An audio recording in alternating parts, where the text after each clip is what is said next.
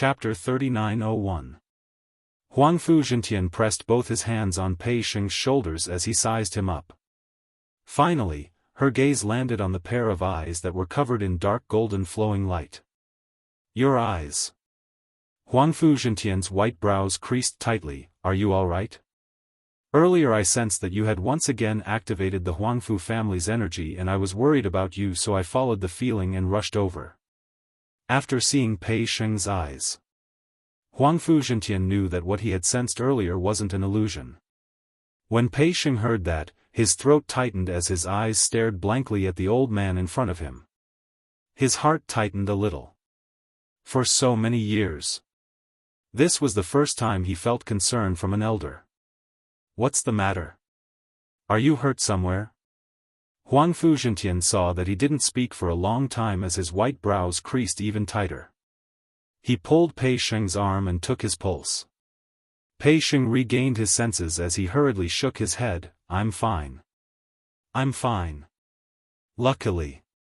Blood Mercenary Group and Luo rushed over. I'm fine. Huangfu Zhentian, who was taking Pei Sheng's pulse, frowned even tighter. This child's body was too weak. He could tell that he had absolutely suffered hardships since young. He had to recuperate properly in future. Finding out that Pei Sheng's body was weak, Huangfu Zhentian's heart doted on Pei Sheng even more. He patted Pei Sheng's shoulder as he shifted his attention to the surroundings. When he saw the rows of disheveled killers kneeling on the ground, his gaze suddenly turned sharp. What on earth is going on?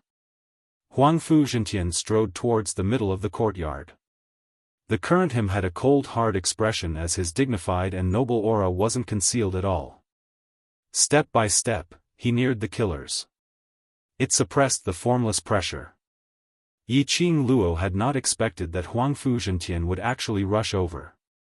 But just from Huangfu Zhentian's reaction and performance earlier, he was indeed a qualified elder. His concern towards Pei Sheng came from the bottom of his heart. But even after Pei Sheng went to Heaven Realm, with Old Master looking after him, he would still be surrounded by danger. There were some things that she had to remind Old Master. Thinking of this, Yiqing Luo squinted her eyes slightly as her pink lips curled up as she spoke out softly. Does Old Master Huangfu really want to know what's going on? Someone dares to hurt my grandson. You're really not putting my Huangfu family in your eyes. Huangfu Zhentian was furious to the extreme. He raised his leg and kicked the chest of an assassin. I'll definitely get to the bottom of this matter. There's no need to investigate. Yiqing Luo's lips curled up lazily. Old Master, don't be too full of yourself, after all. If you were to slap his face later, it would hurt Ah Sheng's heart. Yiqing Luo's words were already very straightforward. Huangfu Zhentian naturally understood the ridicule in her words. Immediately, their faces darkened. Yiqing Luo smiled again. Originally I wanted to trouble the brothers from Blood Red to help settle this matter, but now that Old Master Huangfu is here, I shall hand this matter over to Old Master to settle. As Yiqing Luo said that, she looked toward Su Qingbing with a smile. What does Blood Red Group leader think? These killers' assassination target is Pei Sheng. How Pei Sheng wants to deal with it, we'll deal with it. Su Qingbing cooperated. It was one thing to guess something in her heart. But hearing an outsider saying that the assassination target was Pei Sheng, this feeling was another thing. Huangfu Zhentian's expression turned even darker. Chapter 3902. Yiqing Luo was obviously passing the right to choose to him. She wanted to see if he cared more about Pei Sheng or his other grandchildren. Yes. The other grandchildren. Huangfu Trio. The killers from Heaven Realm, and their target was Pei Sheng. It was obvious who the mastermind was. Pei Sheng also understood the meaning of Yiqing Luo's words. A trace of paleness appeared on his handsome face. He pursed his lips as he looked at Huangfu Zhentian. As though he wanted to know, in Huangfu Zhentian's heart, what kind of attitude would he use to settle this matter when his grandson did something wrong. Facing the gazes of a few juniors, Zhang Xian nodded. Especially his own grandson, he was extremely careful and hid his nervous gaze. Huangfu Zhentian's white brows creased tightly as he gritted his teeth. This matter concerns the Huangfu family, I will. Before he could finish his words, Pei Sheng, who was looking at Huangfu Zhentian cautiously, suddenly interrupted him. Forget it. Forget it? Huangfu Zhentian even suspected that he was hallucinating in his ears. The rest of the people also looked at Pei Sheng in astonishment. He was almost killed. And he said forget it? Was there a hole in his brain? That was a killer from Heaven Realm. It was obvious that he wanted his life. Now he had old Master Huangfu as his backing to settle this matter. Shouldn't he make use of this opportunity to let old Master Huangfu cut off the mastermind's chance? So that this kind of assassination would not happen again? Pei Sheng actually let it go just like that? The mercenaries present were unable to understand Pei Sheng's actions. Bo Songyi's face was gloomy as he stared intently at Pei Sheng and Gu Zixi's interlocked fingers. His heart was burning with anger. What, forget it? Isn't he afraid of death? A cowardly man, on what basis can he give Zixi happiness? He's not worthy at all. His enraged voice was definitely not soft. It also broke the shocked atmosphere because of Pei Sheng. Everyone's gazes turned towards Bo Songyi. Although Huangfu Zhentian felt more or less relieved because of Pei Sheng's forget it, Huangfu Zhentian felt a sense of relief in his heart. But when he heard Bo Songyi's rebuke and ridicule, his heart of protecting his child welled up. A pair of fierce and dignified eyes glared at Bo Songyi. Bo Songyi was forced a step back by Huangfu Zhentian's gaze. Gu Zixi also did not understand Pei Sheng's actions. She tugged at Pei Sheng's arm and looked at him in confusion before shaking her head at him. She also suggested that the best choice was to let the old man handle this matter. However, Pei Sheng smiled at her. There was a smile in his eyes. He seemed to be consoling her, telling her not to worry. Gu Zixi still wanted to say something. Yiqing Luo patted her shoulder and shook her head at her. Pei Sheng had already made up his mind. This was Pei Sheng's own decision. He had his own considerations when he chose to forget it. Gu Zixi pursed her red lips. In the end, she did not speak again. She only held the man's arm tightly with one hand and used her actions to tell him, she's always been there. The other side. Su Qingbing had already turned to the side and stood in front of Bo Songyi, blocking the old man's gaze. Huangfu Zhentian retracted his gaze and looked back at Pei Sheng as he frowned. You've been wrong today, are you sure? You don't need me to stand up for you? Pei Sheng didn't avoid his gaze this time. Instead he met the old man's gaze and nodded, I'm sure, this matter. Let's forget about it. Chapter 3903. These light words were so minute that if one didn't listen carefully, it was impossible to tell what he was talking about. Because of this, Huangfu Zhentian felt his heart jolting as though it was touched by something. These words were like needles stabbing into his heart. It was so uncomfortable. This child, what kind of life had he led in the past? Was that why he was being so careful now? Not wishing for him to be put in a difficult position, just let go of the chance to take revenge? Huangfu Zhentian was very clear what kind of people his three grandchildren were. Even if Pei Sheng let them off, those three people wouldn't be grateful. On the contrary, they would be insatiable. In a large family like the Huangfu family, Huangfu Zhentian wasn't averse to this kind of battle. But, seeing Pei Sheng, he always had a kind of guilt and heartache feeling. Huangfu Zhentian took a look at Pei Sheng as his expression was dignified as he spoke resolutely, Lad, you don't need to say any more. If I can't even protect my own grandson, then what's the point of bringing you back to the Huangfu family? I have my own plans for this matter. Pei Sheng opened his mouth and wanted to say something. But looking at Huangfu Zhentian's gaze, he still kept his mouth shut. Huangfu Zhentian patted Pei Sheng's shoulder heavily. "Don't worry, no matter what, grandfather will help you to shoulder it." Pei Sheng's eyelashes moved as he looked at Huangfu Zhentian in a daze. Somewhere in his heart was being softened bit by bit. His lips moved. "Grandfather." The word grandfather had yet to come out of his mouth. Suddenly, he felt a gust of cold wind, bringing along a lady's fragrance. It was accompanied by a lady's anxious voice, "Grandfather. Why aren't you resting in your room? Why did you come out alone?" A slender figure stood in between Pei Sheng and Huangfu Zhentian. It was Huangfu Fengyan. Her face was filled with anxiety as she looked at Huangfu Zhentian with an anxious expression, as though she was worried about something. At this distance, she could see the fine sweat on Huangfu Fengyan's forehead. Apparently, she had sprinted over. Yi Qing Luo specially swept a glance towards the direction where Huangfu Fengyan came from. But she didn't discover those two young masters from the Huangfu family. She raised her brows, feeling a little curious. Those two people actually didn't follow? Huangfu Fengyan actually came here alone?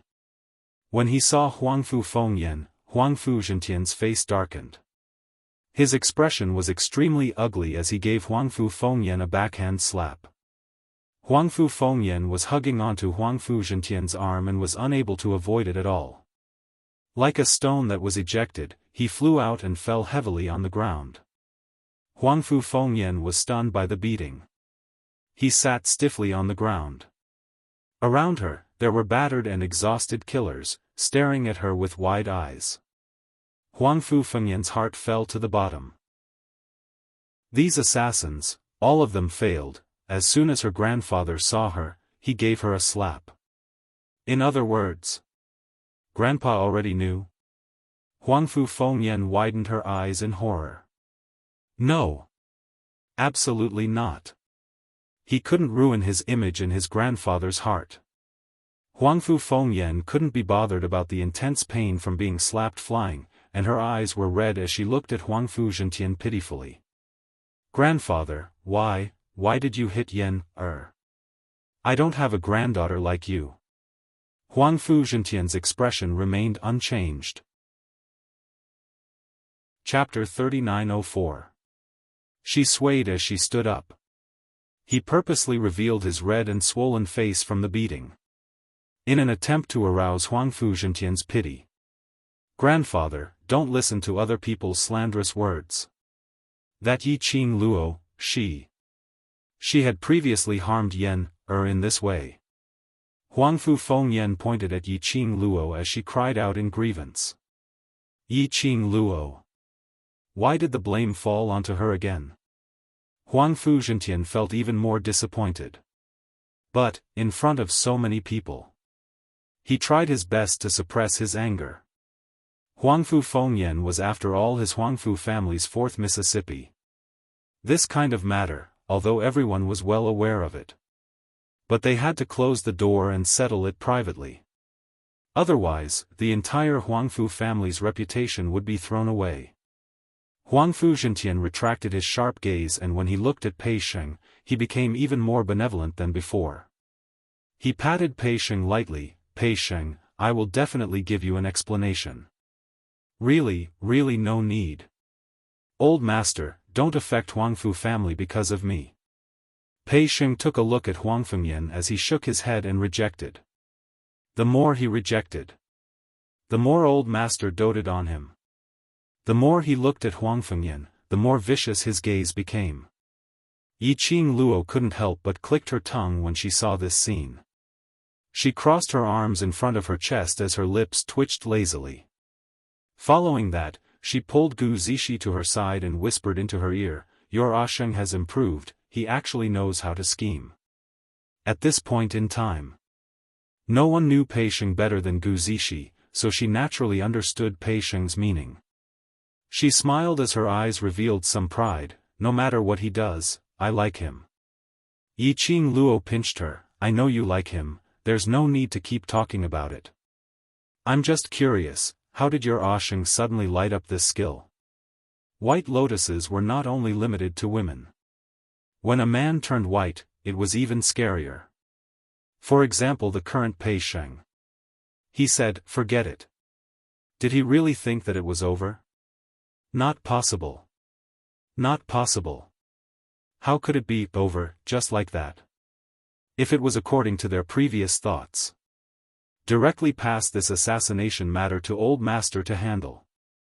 Indeed, they could get an explanation. But in the end, the Huangfu trio would absolutely not suffer too much damage. And in the future, it might even get worse. For example, he could be even more ruthless. But Pei Sheng chose to give up on revenge on purpose. She felt sorry for the old man. Not only did she put herself in the position of a victim, but she also put herself in the position of a pitiful person who was not loved or loved. In this way, how could the old man really let it go? The old master would only feel sorry for Pei Sheng. They would not easily let off the mastermind behind the assassination. Even if Huangfu and the other two didn't receive any substantial punishment in the end. However, in the future, the old master would feel guilty and dote on his kind-hearted and relatable little grandson even more. Pei Sheng's move. It was a beautiful move. Gu Zixi eyes sparkled as she looked at Pei Sheng. Yiqing Luo couldn't stand this simple-minded couple style as she pushed Gu Zixi to Pei Sheng's side, interrupting Huangfu Fengyan's sob. "Old man, it's getting late. Everyone should disperse. Sheng and Zixi's wounds need to be treated as well. Mention the wound." The old man felt even more guilty. Chapter 3905. Pei Sheng hesitated for a moment. He glanced at Huangfu Fengyan's direction and shook his head. "There's no need. I still have to tidy up this courtyard." An assassin had broken in. And a fight. The courtyard was already in shambles. Huangfu Zhentian still wanted to say something. Yiqing Luo continued, "Old master, Zixi is an alchemist. With Zixi taking care of her, you don't have to worry." After saying that, she glanced meaningfully at the assassins. The old man must have other things to deal with, right? Huangfu Zhentian's expression swiftly became extremely gloomy. His cold eyes looked at the miserable assassins on the ground, then looked at Huangfu Fengyan. He snorted coldly, his majestic anger surging. Huangfu Fengyan felt a chill run down her spine. There was only one thought in his mind. That was, he absolutely could not admit it. Once she admitted it, she would lose everything she had now. Huangfu Zhentian's gaze grew fiercer and fiercer. After staring at Huangfu Fengyan for a while, he forcefully closed his eyes. When he opened his eyes again, the emotions on his face were much calmer. He clasped his hands at Su Qingbing with a solemn expression. "Bloody leader, thank you for your help today. I, Huangfu Zhentian, will remember your kindness. I'll definitely repay your kindness in the future." Then, he said, "Can you let me handle these assassins? It's not really a favor. Bloody mercenary group didn't come here to save Pei Sheng." Su Qingbing's lips curled into a smile. "As for these assassins, if old Master Huangfu wants them, feel free to take them. Not to save that brat." Huangfu Zhentian caught the main point and frowned slightly. "What do you mean by that?" As profound practitioners of the heaven realm, which was above the earth realm, basically, he did not know much about the people or forces in the lower realms. But, there were three great forces in the land, and even old Master Huangfu, who was in the heaven, had heard of them. One was the gathering place of lunatics, the underworld palace. One of them was the Linglong Palace, which nurtured the saintesses of the three main cities. The other was the bloody mercenary group in this world. Even if bloody mercenary group was the second-ranked mercenary group, his reputation rose like a crane. This was because the number one mercenary group had already developed to the heaven realm. And this bloody mercenary group was also known as the second mercenary group to develop their forces into heaven realm. Huang Fuzhentian's attitude toward Su Qingbing was so gentle. Aside from the fact that Bloody had saved Pei Sheng, he was also impressed by the Bloody mercenary's abilities. Su Qingbing raised her slender eyebrows as a playful smile appeared on her beautiful face. She walked towards Pei Sheng. No, to be more precise, it was Gu Zixi who was walking towards Pei Sheng. He then raised his hand and placed it lazily on Gu Zixi shoulder. As he raised his head, the corners of his mouth curled up into a smile. There was an indescribable meaning in his smile. I brought my Bloody Red's elite troops here to save my troublesome vice regiment commander. Saving Pei Sheng was just a convenience. So. Old Master Huangfu, you really don't have to take it to heart. Vice leader? Gu Zixi. This news caused Huang Fuzhentian to be stunned. The one who had the most exaggerated reaction was Huangfu Fengyan. She almost bounced up from the ground and glared at Gu Zixi. Her voice was trembling. Her vice regiment commander? Are you kidding me? Su Qingbing tilted her head and glanced sideways at Huangfu Fengyan. Chapter 3906. No. I don't believe. Huangfu Fengyan's eyes widened in disbelief as her body staggered. She had naturally heard of the Blood Mercenary Group's name. She also knew that it was a mercenary group which many large forces admired. Gu Zixi, that slut, was just a lowly slut who could only cling on to Pei Sheng's illegitimate son. How could she change so quickly? And become the vice group leader of the Blood Mercenary Group? Vice group leader. It wasn't as simple as the Blood Mercenary Group. That was second only to the group leader. Huangfu Fengyan couldn't believe that the lady whom she had belittled would have such a powerful background. Huangfu Fengyan's sharp voice made Pei Sheng regain his senses. He also widened his eyes in shock and astonishment. He only knew that Gu Zixi and the Blood Mercenary Group had a good relationship.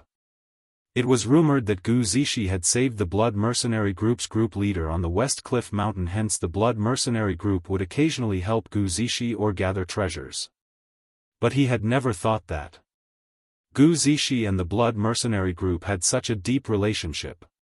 In his mind, he suddenly recalled what Yiqing Luo said previously. Gu Zixi gave up everything in the Earth realm and followed him to the Heaven realm. This everything. He didn't think too deeply at that time. Until now. He finally understood.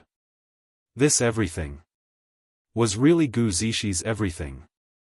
She could even give up the identity of the Blood Mercenary Group's vice group leader. Gu Zixi's feelings for him. How deep was it? Pei Sheng only felt his heart suddenly constricting. As if something was squeezing it tightly.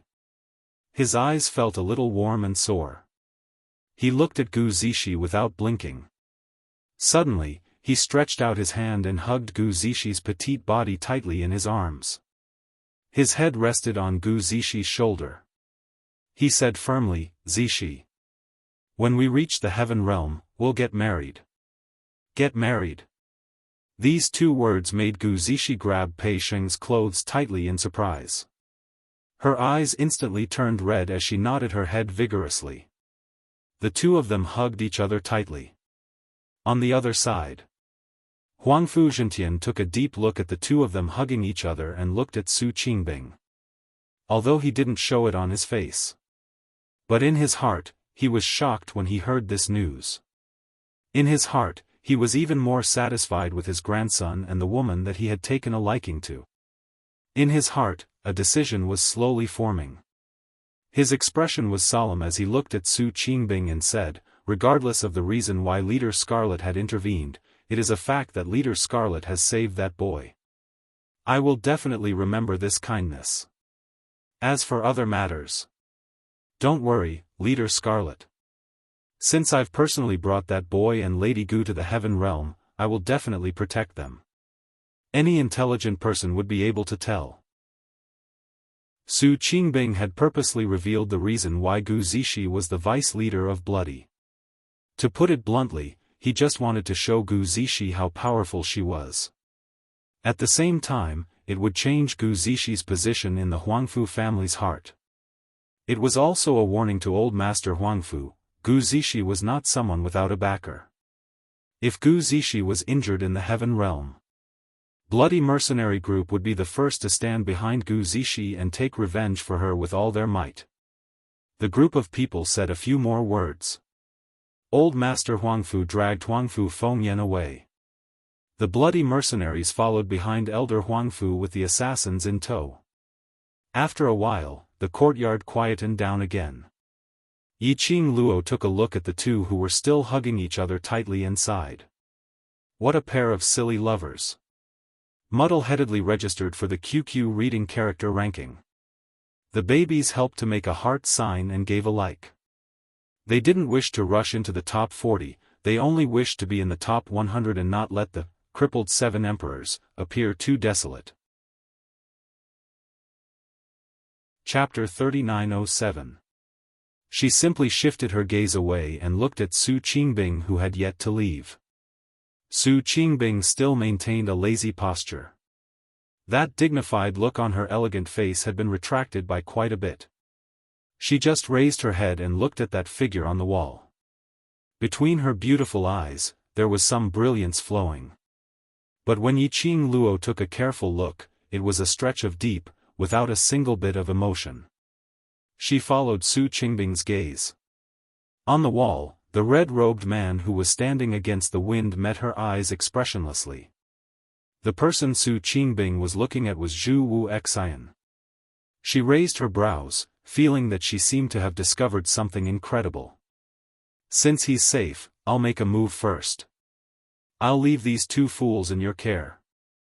Su Qingbing seemed to have sensed Yiqing Luo's gaze and immediately retracted her gaze, as she pretended not to mind and waved her hand.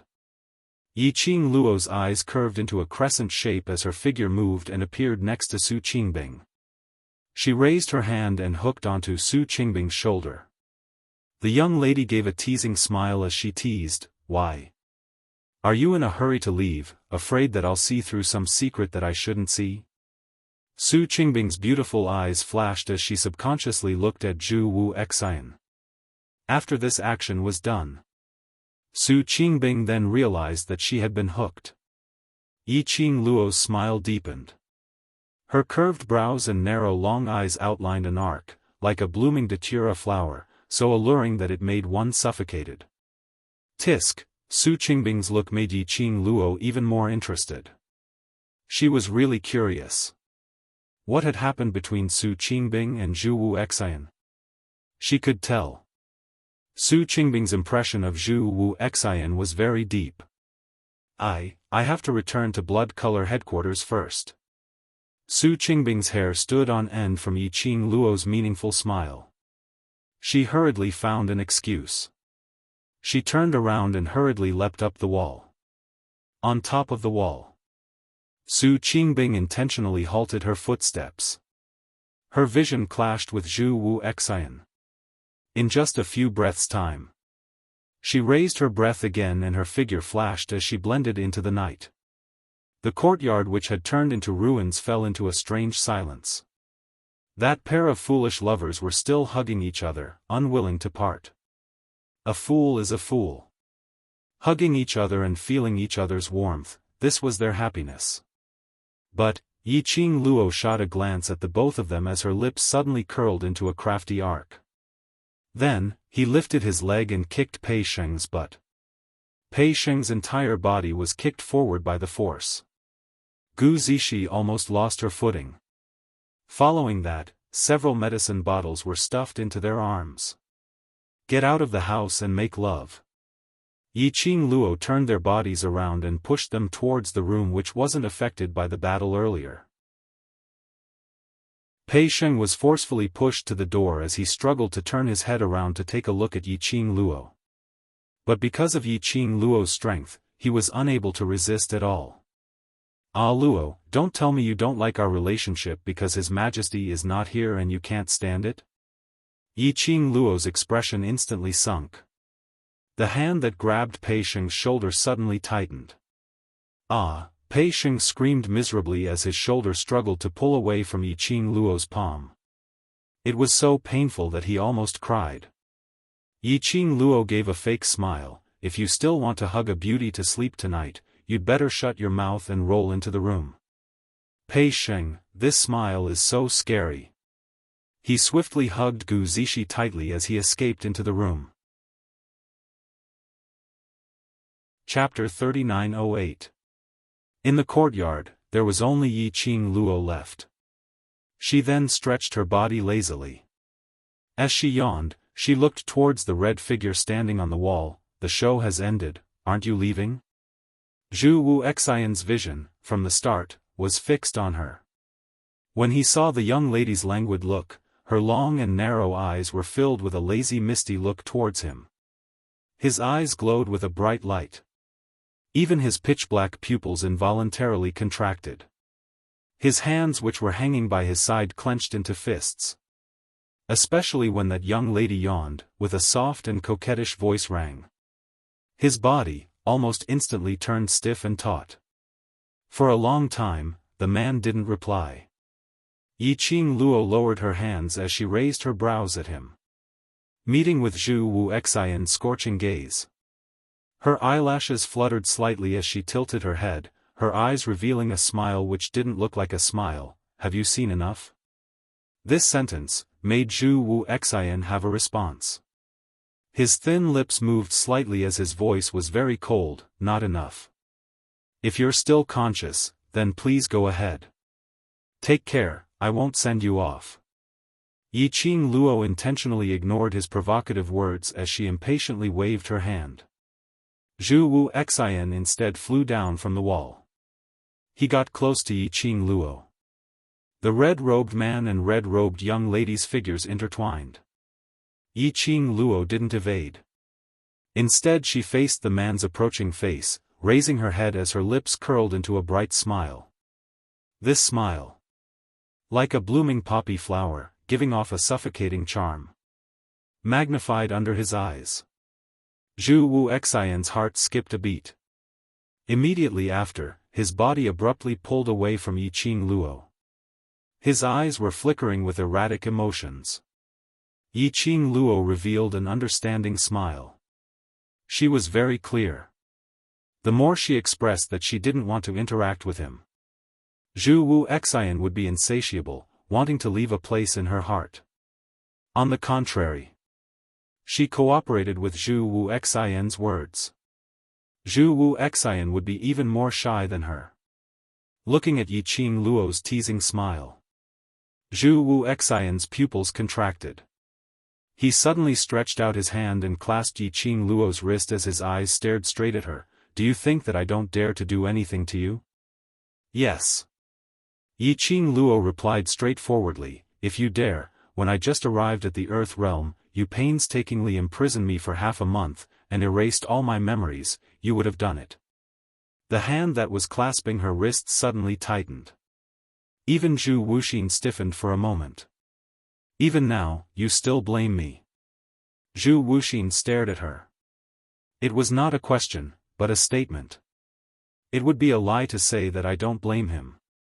Yi Qing Luo didn't try to hide it. No matter which woman it is, if she was kidnapped by another man and imprisoned by his side for as long as half a month, would she not blame that man? Zhu Wuxin's eyes darkened, and he clenched his fists. His slender fingers pressed onto Yi Qing Luo's wrist, causing some pain. Zhu Wu Xian didn't bother about Yi Qing Luo's slightly creased brows because of the pain, but instead pressed down even tighter. Even the words that came out of his mouth were mixed with the meaning of gnashing his teeth. I shouldn't have been soft on you in the first place. Not soft? His meaning was that he should have taken the opportunity to eat her up in the first place? Yi Qing Luo laughed lightly, but there wasn't any hint of a smile in her eyes. If you really did that, then between us, there would no longer be any feelings. The next time we meet, we will be enemies. Enemies too. At least, you will not belong to that man. Zhu Wuxin's eyes seemed to be surging with waves. Chapter 3909. Yi Qing Luo frowned. Looking at the madness in Zhu Wuxin's eyes, her heart skipped a beat. He subconsciously wanted to break free from Zhu Wuxin's grip. However, Zhu Wuxin tightened his grip. He reached out with his long arms. He then pressed Yiqing Luo heavily into his arms. The plum fragrance which assaulted her nostrils made Yiqing Luo's slender brows creased tightly in discomfort. She struggled. Zhu Wuxin. Woman, you are really heartless. Zhu Wuxin was almost gnashing his teeth next to her ear. This time, I really do not want to go easy on you. As soon as he finished speaking, he exerted strength in his arm. The man's warm breath rushed over from a close distance.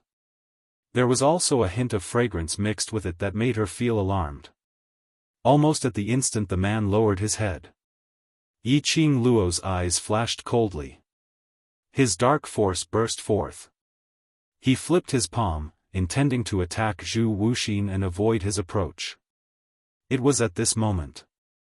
A heavy groan sounded beside his ear. The hand on his waist suddenly loosened. What replaced it was another strong and powerful force. The familiar fragrance of sandalwood wafted into his nose. Yiqing Luo turned her head happily. Sure enough, she saw her man appear behind her. Dmo Xian had one arm around her waist, his expression was noble and elegant as his gaze was filled with a chilly glint as he stared intently at Zhu Wuxian. I'm late. The man's deep and mellow voice instantly soothed Yiqing Luo's restless heart. His large and thick palms pulled the young girl's delicate body into his embrace. It was different, thick, and sturdy. A different kind of warmth. It was a different taste.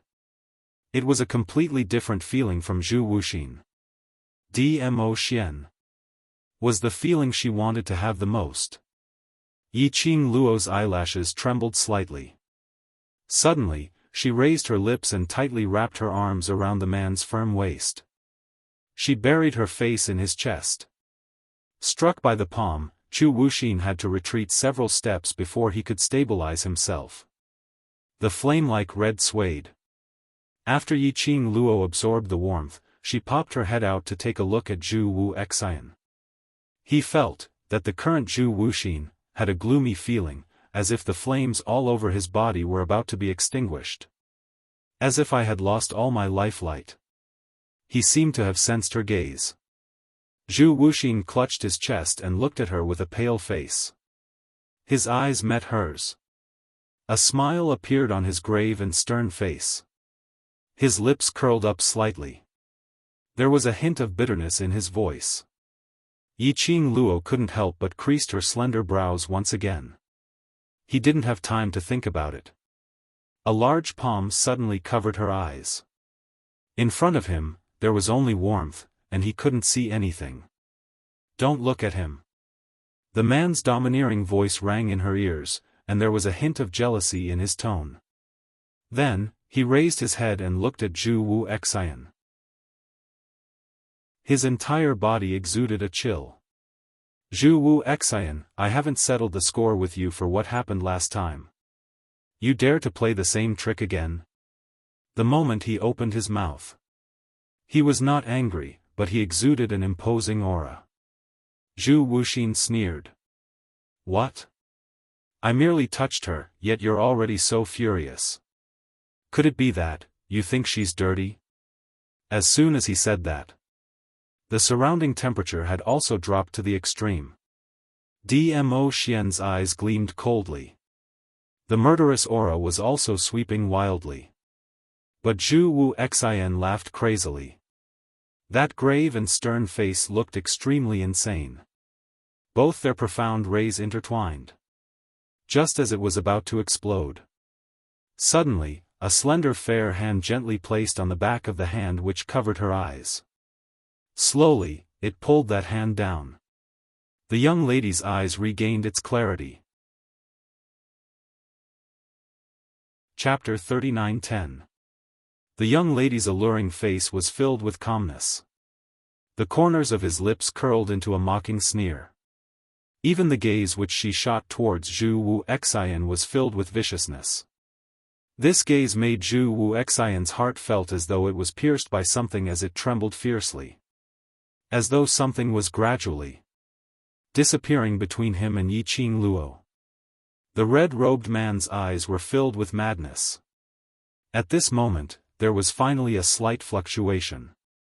The wind brought along the young lady's ridiculing laughter. Zhu Wuxian, do you think that after knowing that you imprisoned me for nearly half a month, I will still be defenseless against you? Zhu Wuxian, do you think that after doing this, I will belong to you again? Zhu Wuxian. The dirty person, is you. The young lady spoke each word extremely clearly. Her voice was very sweet. But in Zhu Wuxian's ears, it was like a sharp blade, fiercely slicing his eardrums. That sharp blade went down from his ears to his heart. And then slowly sliced his heart, bit by bit. Unbearable pain. Zhu Wuxian shut his eyes tightly. From the moment you made a move against me earlier, I was completely certain. Earlier you stopped me several times, not allowing me to rush over to save Pei Sheng, obviously. On purpose. At that moment, Yiqing Luo was already suspicious towards Zhu Wuxian's appearance. But because it was Zhu Wuxian, she didn't investigate further. Because she knew that Zhu Wuxian's obsession towards her would absolutely not harm her. So she chose to believe in Zhu Wuxian. Until just now. When she smelled that fragrance from the man. Yiqing Luo then realized that everything was because she was too naive. From the start of Zhu Wuxian's appearance till now. All had a motive. Yiqing Luo. Zhu Wuxian heard Yiqing Luo's ridiculing words. And when she looked at him, that disappointment and ridicule. His heart felt as though it was being sliced into pieces. He subconsciously wanted to explain, Yiqing Luo, is not. Are you trying to say that it's not what I think? Yiqing Luo interrupted his words, as her smile became even more contemptuous. Even between his brows, there was a mocking smile that was not a smile. Zhu Wuxian. Suddenly, she called his name in a serious tone. The young lady withdrew herself from Dmo Xian's embrace as she lifted her light footsteps and walked towards him. The girl's expression was cold, and her picturesque eyebrows were filled with killing intent. Zhu Wuxian felt an inexplicable sense of nervousness. He was so nervous that he could only stare at the girl's approaching face and clench his fists tightly, waiting for her to continue. You want to explain, right? All right, I'll give you a chance. She stood 3 steps away from Zhu Wuxian. Then, she raised her eyes and stared straight into his eyes. Zhu Wuxian's heart skipped a beat again. Do you dare look me in the eye and tell me that your appearance today is not a coincidence, but an accident? Zhu Wuxian's eyes darkened. Even his cold face was covered with a layer of frost. This reaction. Even if he didn't answer. Yiqing Luo had already gotten her answer. She sneered and looked at Zhu Wuxian. She couldn't help but laugh. Zhu Wuxian, if you really want to lie to me, you should lie to the end. I want to lie to you. Zhu Wuxian's expression was gloomy and cold as his eyes stared deadly at Yiqing Luo, as a whirlpool appeared in between his brows, but I know that the minute I really lie to you, you will really become a stranger to me. It's not fake. Yiqing Luo smiled. Her smile was gorgeous, absolutely beautiful. Chapter 39:11. It wasn't fake. Which meant. No matter what his answer was. Like strangers, these 4 words couldn't be fake. Zhu Wuxian's heartstrings quivered. He thought.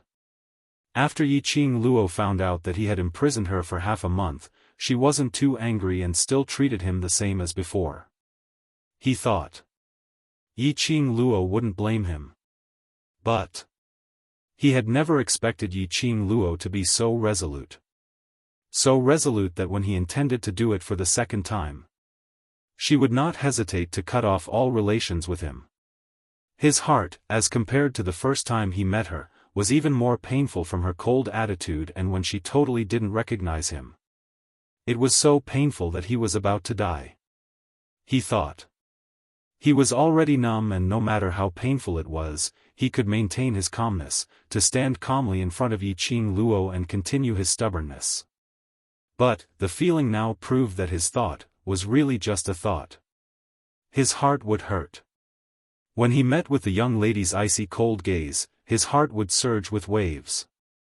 Not to mention standing in front of her. Now, he only had the urge to escape from her accusing gaze. Zhu Wu Xian, you're still working with the secluded palace, right? You want to help the secluded palace to deal with the people around me, right? Even when Yiqing Luo saw his cold face, that complicated and painful expression, she didn't let him off. She was still overbearing. The imposing manner became more and more pressing. The expression on Zhu Wu Xian's face became even more conflicted. He moved his thin lips and his voice sounded a little hoarse, no. It's not like that, He wanted to explain but when the words were about to come out of his mouth, he licked his dry lips and stopped the words from leaving his mouth. Immediately after, his thin lips pursed, not saying a word. Yiqing Luo waited for a moment and on seeing him maintaining his silence, her lips curled into a sneer of ridicule, explain, I'm not being unreasonable. If you don't want to listen to your explanation, I'll give you a chance to explain. Zhu Wu Xian continued to stare at her without blinking, not saying a word. Yiqing Luo's gaze towards him became even colder, since you're not going to explain, then I'll speak according to my understanding. Her brows rose as her tone was filled with ridicule, do you think that after breaking my wings, I can only choose to rely on you? Zhu Wu Xian, do you think I'm such a person? No. Light flickered in Zhu Wu Xian's eyes, and he wanted to answer. However, he still held back and did not say it out loud.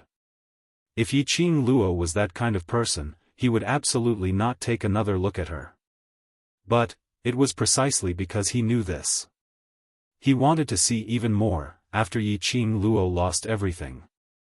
What would they become? At that time, would his obsession still be as deep as it was now? Zhu Wuxin, just give up. Even if you want to break my wings, even if you want to separate me and Xian. This lifetime, the next lifetime, the next lifetime, no matter how long it takes. I, Yiqing Luo, will never choose you. Yiqing Luo's voice was cold and ruthless. The sonorous voice was like a huge hammer that landed heavily on Zhu Wuxin's heart. Zhu Wu Xian's body shook violently. He flicked his sleeves. A cool breeze swept past. Several sharp sounds of wind could be heard in the air. The red figure had already disappeared before his eyes. In her resolute words, Zhu Wuxin fled in panic. Yiqing Luo was expressionless, as though she had no emotions towards his escape. Only after she was sure that Zhu Wu Xian's presence had completely disappeared. Chapter 39:12. The young lady's face was pale and there was no longer that overbearing aura from earlier on. Her petite body was caught by someone. Tightly, she was brought into a warm and spacious embrace. Lil Luo, Dmo Xian's voice was filled with anxiety and worry.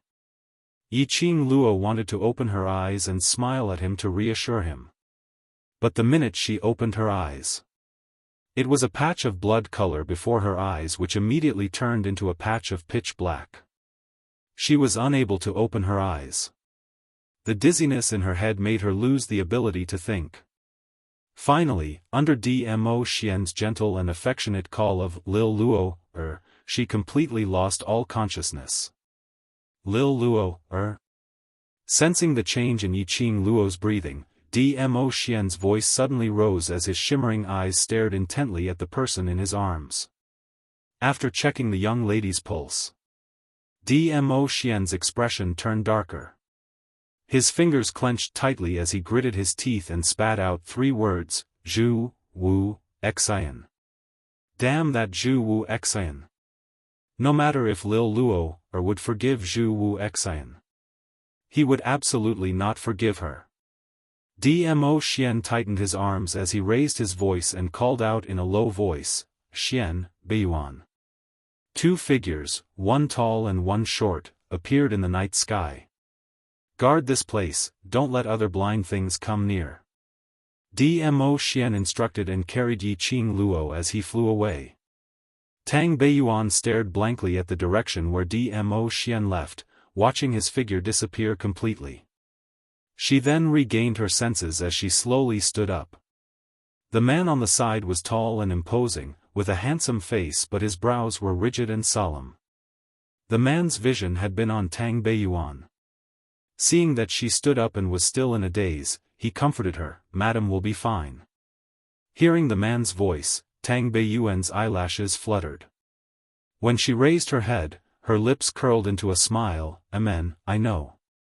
With the overlord around, Madam will definitely be fine." She had seen with her own eyes how much her master cared about Yiqing Luo.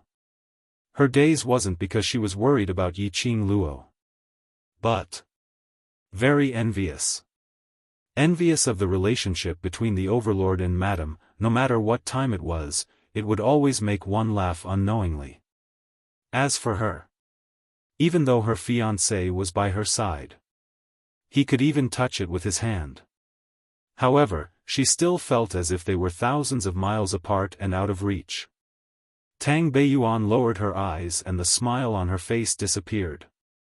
"Yuan, The man sensed that Tang Beiyuan was upset. He raised his hand and placed it on her shoulder in confusion. "What's wrong?" Tang Beiyuan raised her head and stared blankly at Langley Xian, who was a head taller than her. Soon, a smile appeared on his face. "I'm fine." Langley Xian caressed her face and didn't ask any more questions. The man wiped his face with his slightly cold hand. Tang Beiyuan instinctively reached out and grabbed his hand. Langley Xian was startled and looked at her doubtfully. Tang Beiyuan gritted her teeth, mustered up her courage, and placed the man's hand on her waist. Then she turned around and hooked her arms around his neck.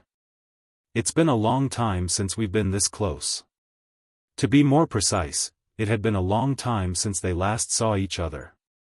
Every time they met, it was just a hurried glance. After that, they would leave in a hurry. Not to mention a hug to feel each other's warmth. There wasn't even a chance to greet each other." Chapter 39:13. Langley Xian had just finished his words when he used his actions to express his attitude. He pulled Tang Beiyuan's hand away and widened the distance between the both of them. Immediately after, he leapt up the wall in the dark and his entire figure was hidden in the darkness. Tang Beiyuan stood in a daze on the spot. The hands which were pulled away by the man were still hanging stiffly in the air. After some time, he slowly retracted his hands. There seemed to be a man's touch on her wrists. There seemed to be a man's scent in her nose. Tang Beiyuan's lips suddenly twitched as she gave a soft laugh. She turned her head and walked towards the other side of the wall. Hiding in the dark with the man on the left and right. And completely hiding the sparkling eyes which flashed past her eyes. Xiao residence. Dmo Xian carried Yiqing Luo back to the room. His fiery appearance was accompanied by a powerful pressure. It made those who had just returned to the Xiao residence ran out of the room in shock. It was so late at night. This was very scary, all right? They thought that the secluded palace had made a comeback. But after seeing the unconscious Yiqing Luo, everyone couldn't stand still as they flocked over. Kitty Li was carried out from Zhou Mo's arms and she was still rubbing her eyes sleepily, but when she saw Yiqing Luo being placed on the bed, her eyes suddenly opened wide. She scurried out of Zhou Mo's arms and pounced towards the bed. "Sister! What happened to sister? What happened to her?" Kitty Li held Yiqing Luo's hand but realized that her hand was ice cold. Old Lai didn't feel well, earlier at the Treasures Exchange Hall, wasn't she still fine? How long has it been?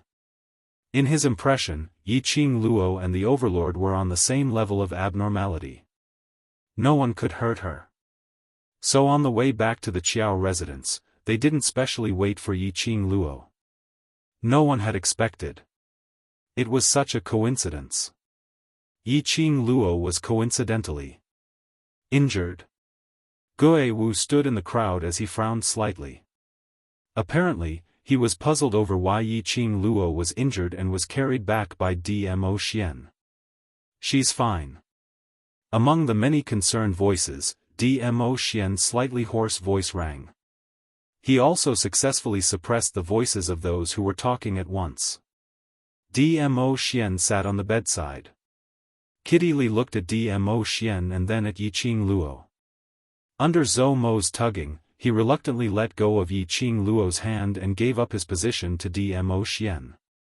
Dmo Xian held Yiqing Luo's hand, using his broad palm to warm Yiqing Luo's hand as he continued to speak calmly, "I'm here, everyone, don't worry." Everyone turned pale and wanted to ask more questions. But looking at Dmo Xian's expression. However, none of them dared to ask. In the end, Gue Wu took the lead and walked out of the room. Only then did the others leave the room one after another, looking back every few steps. After closing the door, Kitty Li pursed her lips. She grabbed Zhou Mo's hand with displeasure and worry, pinching it from time to time. "What's wrong with my sister? Dizun and brother-in-law didn't say anything, how can I be at ease? The Overlord is more worried about her than any of us." Zhou Mo caressed Kitty Li's head, "Since the Overlord says it's fine, then Xiaoqing Luo will be fine. Qing Luo she." Suddenly, a soft but emotionless voice was heard from the crowd. Everyone's gazes turned towards the direction of the voice. Chapter 39:14. Drugged unconscious? What kind of joke was that? Yiqing Luo that kind of pervert? She was a top-tier alchemist. How could she be drugged unconscious? It's the truth. Mo Yuing blinked her empty eyes and repeated seriously, "You can ask her when she wakes up." Looking at the little loli's serious look. Everyone was still in disbelief. After all, drugging had always been Yiqing Luo's specialty. "I believe you." Suddenly, a deep voice was heard.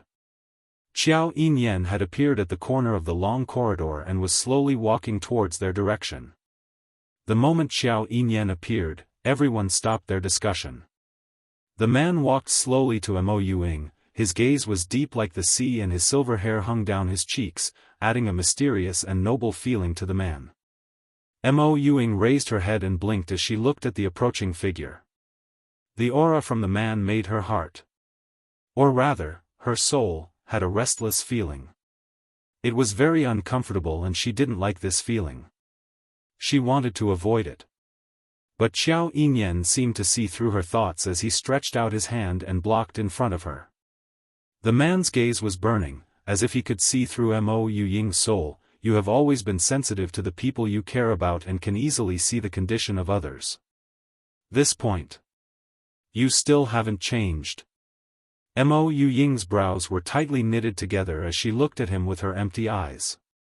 However, his pupils were not focused at all, and there was not the slightest bit of spirit in them.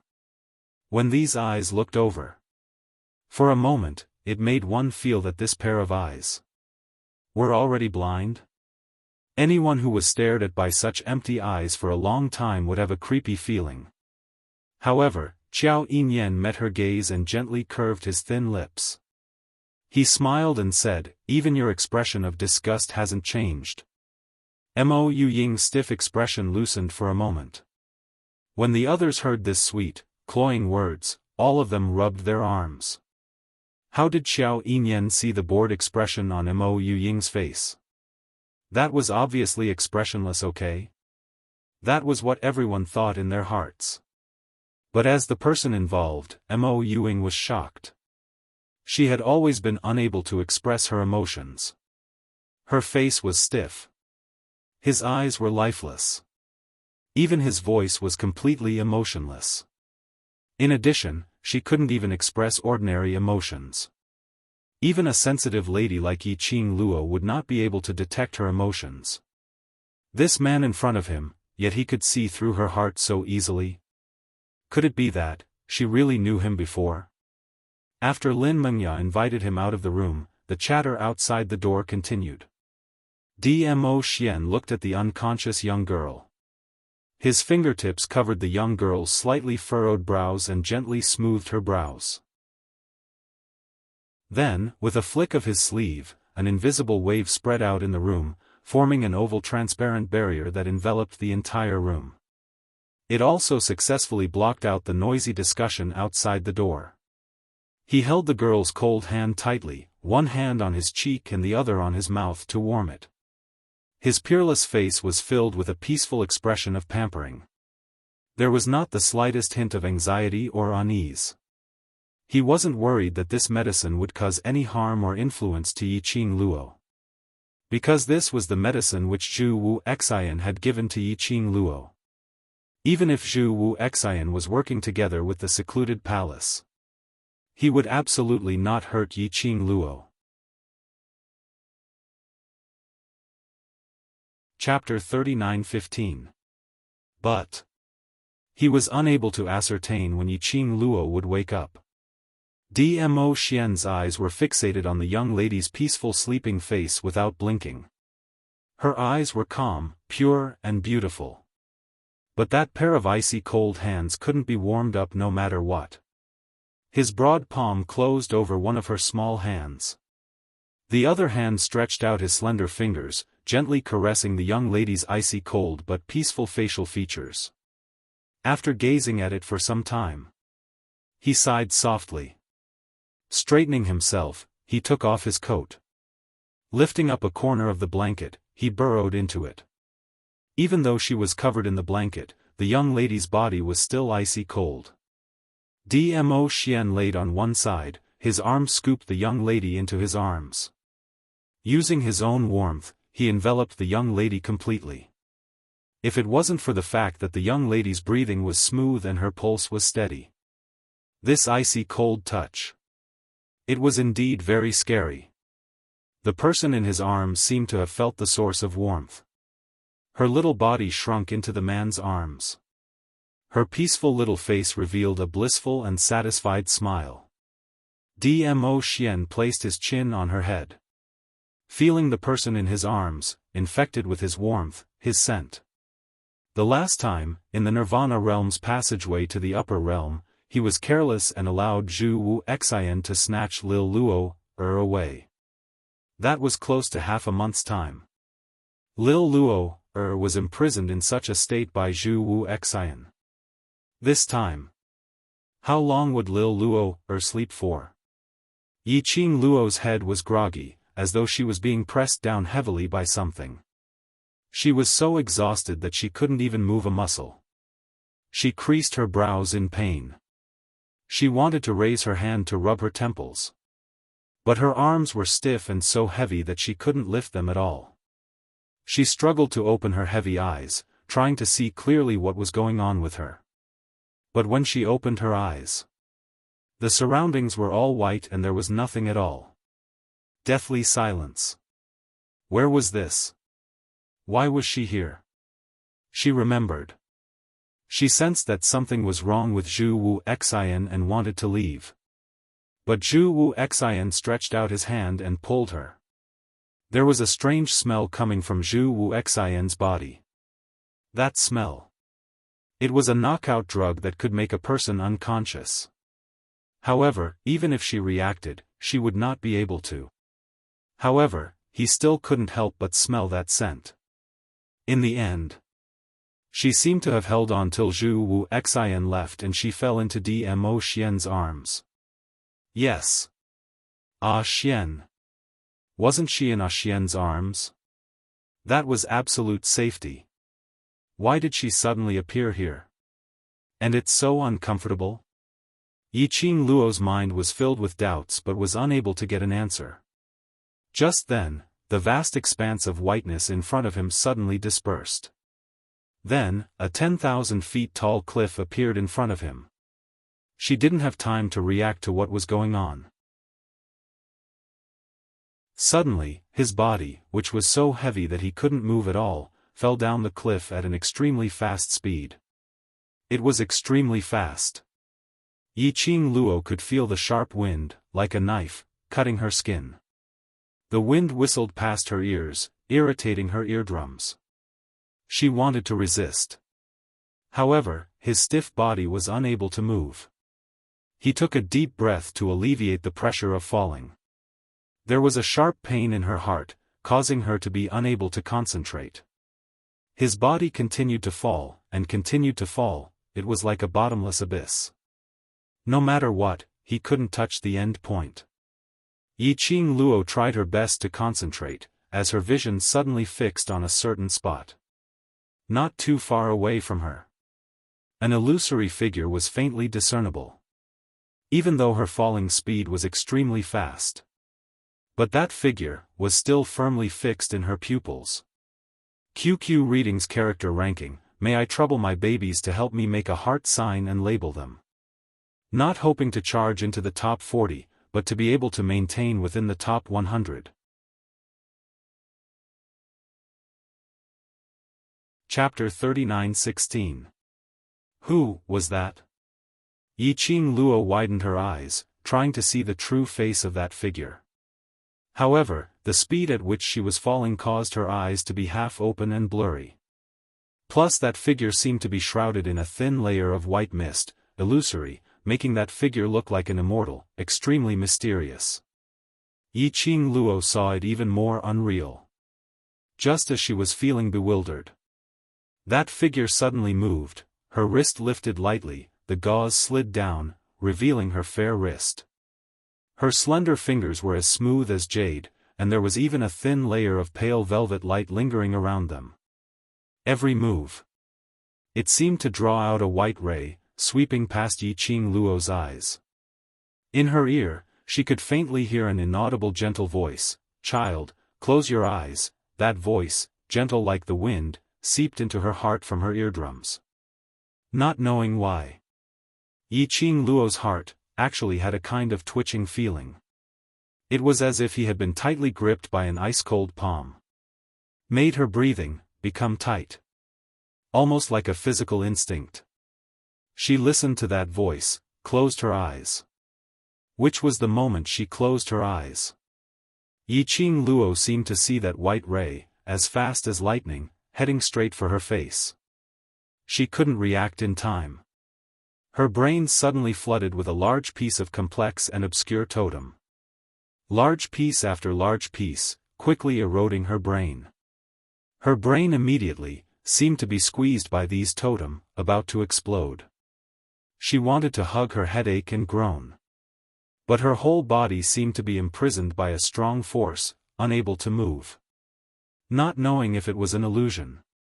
The moment she closed her eyes, Lin Sanjia smiled. Her body seemed to have stopped falling, suspended in mid-air. Ugh, a painful groan came from her nose. The totem continued to surge, constantly converging towards her heart. Suddenly, Yiqing Luo felt a scorching heat in her heart. No. More accurately, it was the profound jade heart. A burst of scorching feeling hit her heart. Following that, there was a strange aura, surging around the profound jade heart. That aura was extremely unfamiliar. It didn't seem like the profound energy she was familiar with. What was going on? What on earth was this aura? What surprised Yiqing Luo the most was her body, after coming into contact with this unfamiliar aura. There was no resistance at all. Instead, it was like an open mouth greedily absorbing this strange and unfamiliar aura. This was the first time she had encountered such a strange situation. Yiqing Luo was startled and wanted to control her profound heart jade to prevent that unfamiliar qi from entering her body. However, there was resistance. The profound jade heart in his chest began to let out a sharp pain in protest. Her face instantly turned pale from the pain. She endured the pain with great difficulty. He quickly released his dark force to probe the strange aura in his body. However, the instant her profound energy intertwined with the unfamiliar aura. His profound energy actually took the initiative to entangle that aura. Yiqing Luo, what the hell was going on? She wanted to get in touch with old man Tsang and ask him what was going on. But he didn't have time to connect his mental power with the Azure Dew bracelet. The profound heart jade suddenly sank again. The tearing pain once again messed up Yiqing Luo's thoughts. Relax, don't resist, follow your body's instincts, accept it, that gentle voice once again sounded beside her ear. Like a spring breeze, it soothed the sharp pain in her heart. Chapter 39:17. Her heart had loosened at this moment. Which also gave that unfamiliar aura a chance. That unfamiliar stream of air quickly rushed into the profound jade heart. Like a scorching fire, a scorching heat was rampaging within her profound jade heart. Again and again, it collided against her profound jade heart. This feeling was simply unspeakably bitter. But Yiqing Luo didn't even have a chance to resist. She could only forcefully endure this unfamiliar airflow's collision with her profound jade heart, which brought about a sharp pain and a feeling of being squeezed by something. The profound energy and airflow intertwined, spreading to her limbs and bones. The two energies intertwined within her body. From time to time, it was still like calm stagnant water, like ice, so cold that it made one shiver. And from time to time, it was like a stormy sea, surging unceasingly, like a raging fire burning. The feeling of sometimes cold, sometimes hot. It made Yiqing Luo really felt that she was about to expand with the heat and contract with the cold, and then explode with a bang. The two energies were still merging together. Yiqing Luo, who was suffering from the torment, seemed to be able to see the two energies surging within her body, forming a huge storm within. The two energies, in the midst of intertwining and merging, became more and more vigorous. She even heard her own body, under the envelopment of the energy, emitting a kacha-kacha sound. Her bones seemed to be torn into pieces by these two energies. Yiqing Luo felt that this was a feeling of the bones and limbs in her body being reconstructed. Just at this moment, her throat finally seemed to have opened up, as she opened her mouth to let out a painful roar. Her hands suddenly clenched tightly. Boundless energy converged on her arms. The air trembled. She felt a strong and overbearing profound energy, flying out from her arms. Bang bang bang, deafening explosive sounds resounded all around. Yiqing Luo swiftly opened her eyes. The profound energy encircling her body swept out even more violently. Yiqing Luo lowered her eyes, looking at her own body. That energy that was restraining her seemed to have been shaken off by her earlier. Her entire body was light, like a feather. Just a slight movement. His body, which was falling from the sky, stood firmly on the vast expanse of white nothingness. Yiqing Luo's first reaction was to search for that figure that she saw earlier. But no matter how she looked around, she had never realized that there was someone else besides her in this vast expanse of whiteness. Silence reigned. It was lifeless. In Yiqing Luo's mind, the image of that figure earlier appeared, as he whispered beside her ear. That figure was slender and soft. That voice was as gentle as water. It gave her a very familiar and intimate feeling. He thought about it carefully. His heart suddenly tightened. It was as if he was being pricked by a needle. She slowly lowered her arms. The energy surrounding his body was still circling around excitedly. Until now, what else did Yiqing Luo not understand? That figure was helping her reconstruct her body. After being cleansed by the marrow cleansing pill, Her bones also started to reform. His entire body seemed to be filled with boundless power. That figure, he was helping her. But, why? Yiqing Luo couldn't understand. Suddenly, her ears twitched and she raised her head. In the vast expanse of whiteness, a huge palm stretched out. That hand pressed down on her. F***CK. What the hell is that? Yiqing Luo was about to evade. But that huge palm, accurately wrapped around her. It was like Buddha's five-finger mountain, firmly imprisoning her. But, it was only at this moment when she was imprisoned. Yiqing Luo's eyelashes blinked, as her struggling movements stopped. Chapter 39:18. Ah Xian's hand? What on earth was going on? When that large palm had completely wrapped her up, Yiqing Luo felt the rampant clamor in her body. The surging energy seemed to have been appeased as it settled down in her body. Following that, a man's mellow voice was heard from all directions. Gentle and affectionate, calling her name over and over again. Lil Luo, Lil Luo, Lil Luo, That call seemed to be filled with endless warmth and sweetness. Yiqing Luo's heart seemed to be touched by something. Following that large palm which was covering her body suddenly tightened. Her body also felt a huge pulling force. Bam! A buzzing sound rang beside her ear. The pulling force disappeared. It turned into the feeling of falling rapidly from a high altitude. The next moment, she suddenly opened her eyes and sat up with a whoosh. She opened her eyes wide as she looked straight ahead, panting heavily. Her body still had the feeling of falling. But what entered her eyes was a white gauze curtain with a few white tassels hanging down. It was no longer a vast expanse of whiteness. It was no longer endless silence. This place was not that lifeless place earlier. Yiqing Luo was just about to move. Her side suddenly leaned against a warm and thick chest. Her petite body was stained with warmth. The man's long arm held her tightly in his embrace, as though he couldn't wait to rub her into his body. Lil Luo, you're finally awake.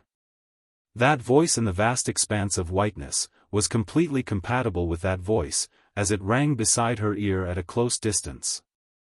A familiar smell. A familiar warmth. A familiar voice.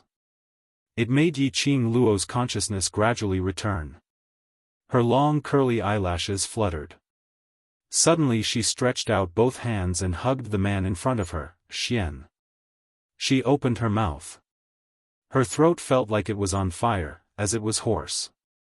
Spitting out two words, her throat felt as though it was cut by a knife, as the pain was unbearable.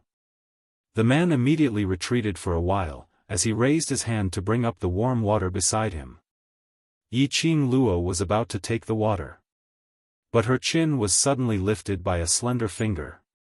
When he raised his head, he saw a face of peerless elegance magnifying in his eyes. The man's deep, black eyes were filled with love. The distance between the two was getting shorter and shorter. She was so close that she could even see the ripples in the man's eyes. She could even count the man's dense and long eyelashes one by one. The next moment, a wave of warmth and softness pressed against him. The warm water poured into her mouth. The water ran down his throat. It also alleviated the burning sensation in her throat. The man left her lips again. Yiqing Luo blushed slightly, "You." Just as he opened his mouth, he spat out a word. Then, the man's lips pressed against hers again. One mouthful after another. He poured a cup of warm water into Yiqing Luo's mouth. The man put down the cup and held her in his arms again. The warmth and taste of the man still lingered in her mouth. Yiqing Luo's cheeks were dyed red. Shy.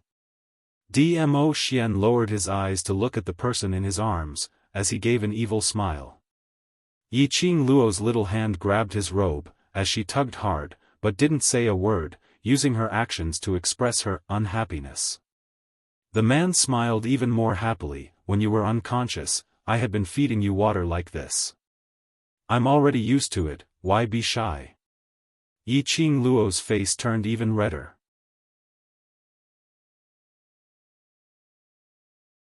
Chapter 39:19. The man put on a serious look, used to it, the body's reflex action. Yi Qing Luo buried herself in his arms as she rolled her eyes. How many days have I been unconscious for? 2 days. Dmo Xian replied. 2 days. She thought she had been unconscious for 2 months. Which made Dmo Xian's body's reflex action. As though he saw through Yi Qing Luo's thoughts. Dmo Xian held her little body as he brought her into his arms. The young lady's body left the bed and was brought into the man's arms. Immediately after, he lowered his head and whispered softly in her ear, "Used to taking care of you, this is my lifetime's habit." Yi Qing Luo's petite body trembled slightly. She was touched. And there was also the man who intentionally blew past her ear, like a feather, tickling her heartstrings. Even though they had shared the same bed for such a long time. Even when facing Dmo Xian. She still couldn't help but blush and palpitate, unable to resist the temptation of Dmo Xian. The young lady avoided his playful lips as she stuffed her head into his shoulder, coughing lightly as she changed the topic. I remember. Wasn't I knocked out by Zhu Wuxian's drug? Why did I wake up so quickly? Previously at Zhu Wuxian's place. Hadn't she been unconscious for nearly half a month? Moreover, she didn't notice it at all. This time. It was totally different. Recalling that vast expanse of whiteness earlier, and that mysterious figure, gentle voice, and the change in her body's bones. She kept all these memories. Totally different from the last time. The minute she woke up, she only remembered what happened in the upper realms passageway. Because, you're too restless, so I forcefully woke you up. Dmo Xian's eyes drooped as he looked at the person in his arms. The young lady buried her neck into his shoulder, revealing a fair neck, as though it was glowing. The dazzling whiteness made his gaze dim slightly. The arm which held the young lady's slender body tightened a little. Yi Qing Luo didn't notice that the man's gaze on her had changed. After she heard the man's words, she even rubbed her head against the man's chest a few times before raising her head and stared at him. I'm very restless when I sleep. Restless. The man gazed at her with his deep eyes, and even his voice became deeper and sexier.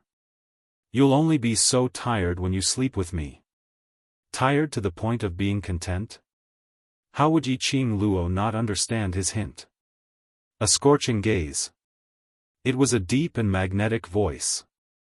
And those words that made people blush. All of them made the young girl's heart beat as if it was tired. Her face was so hot that even her body was heating up. Her beautiful face was dyed red. It was like a slowly blooming rose, captivating the soul to the extreme. Dmo Xian abruptly tightened his arms.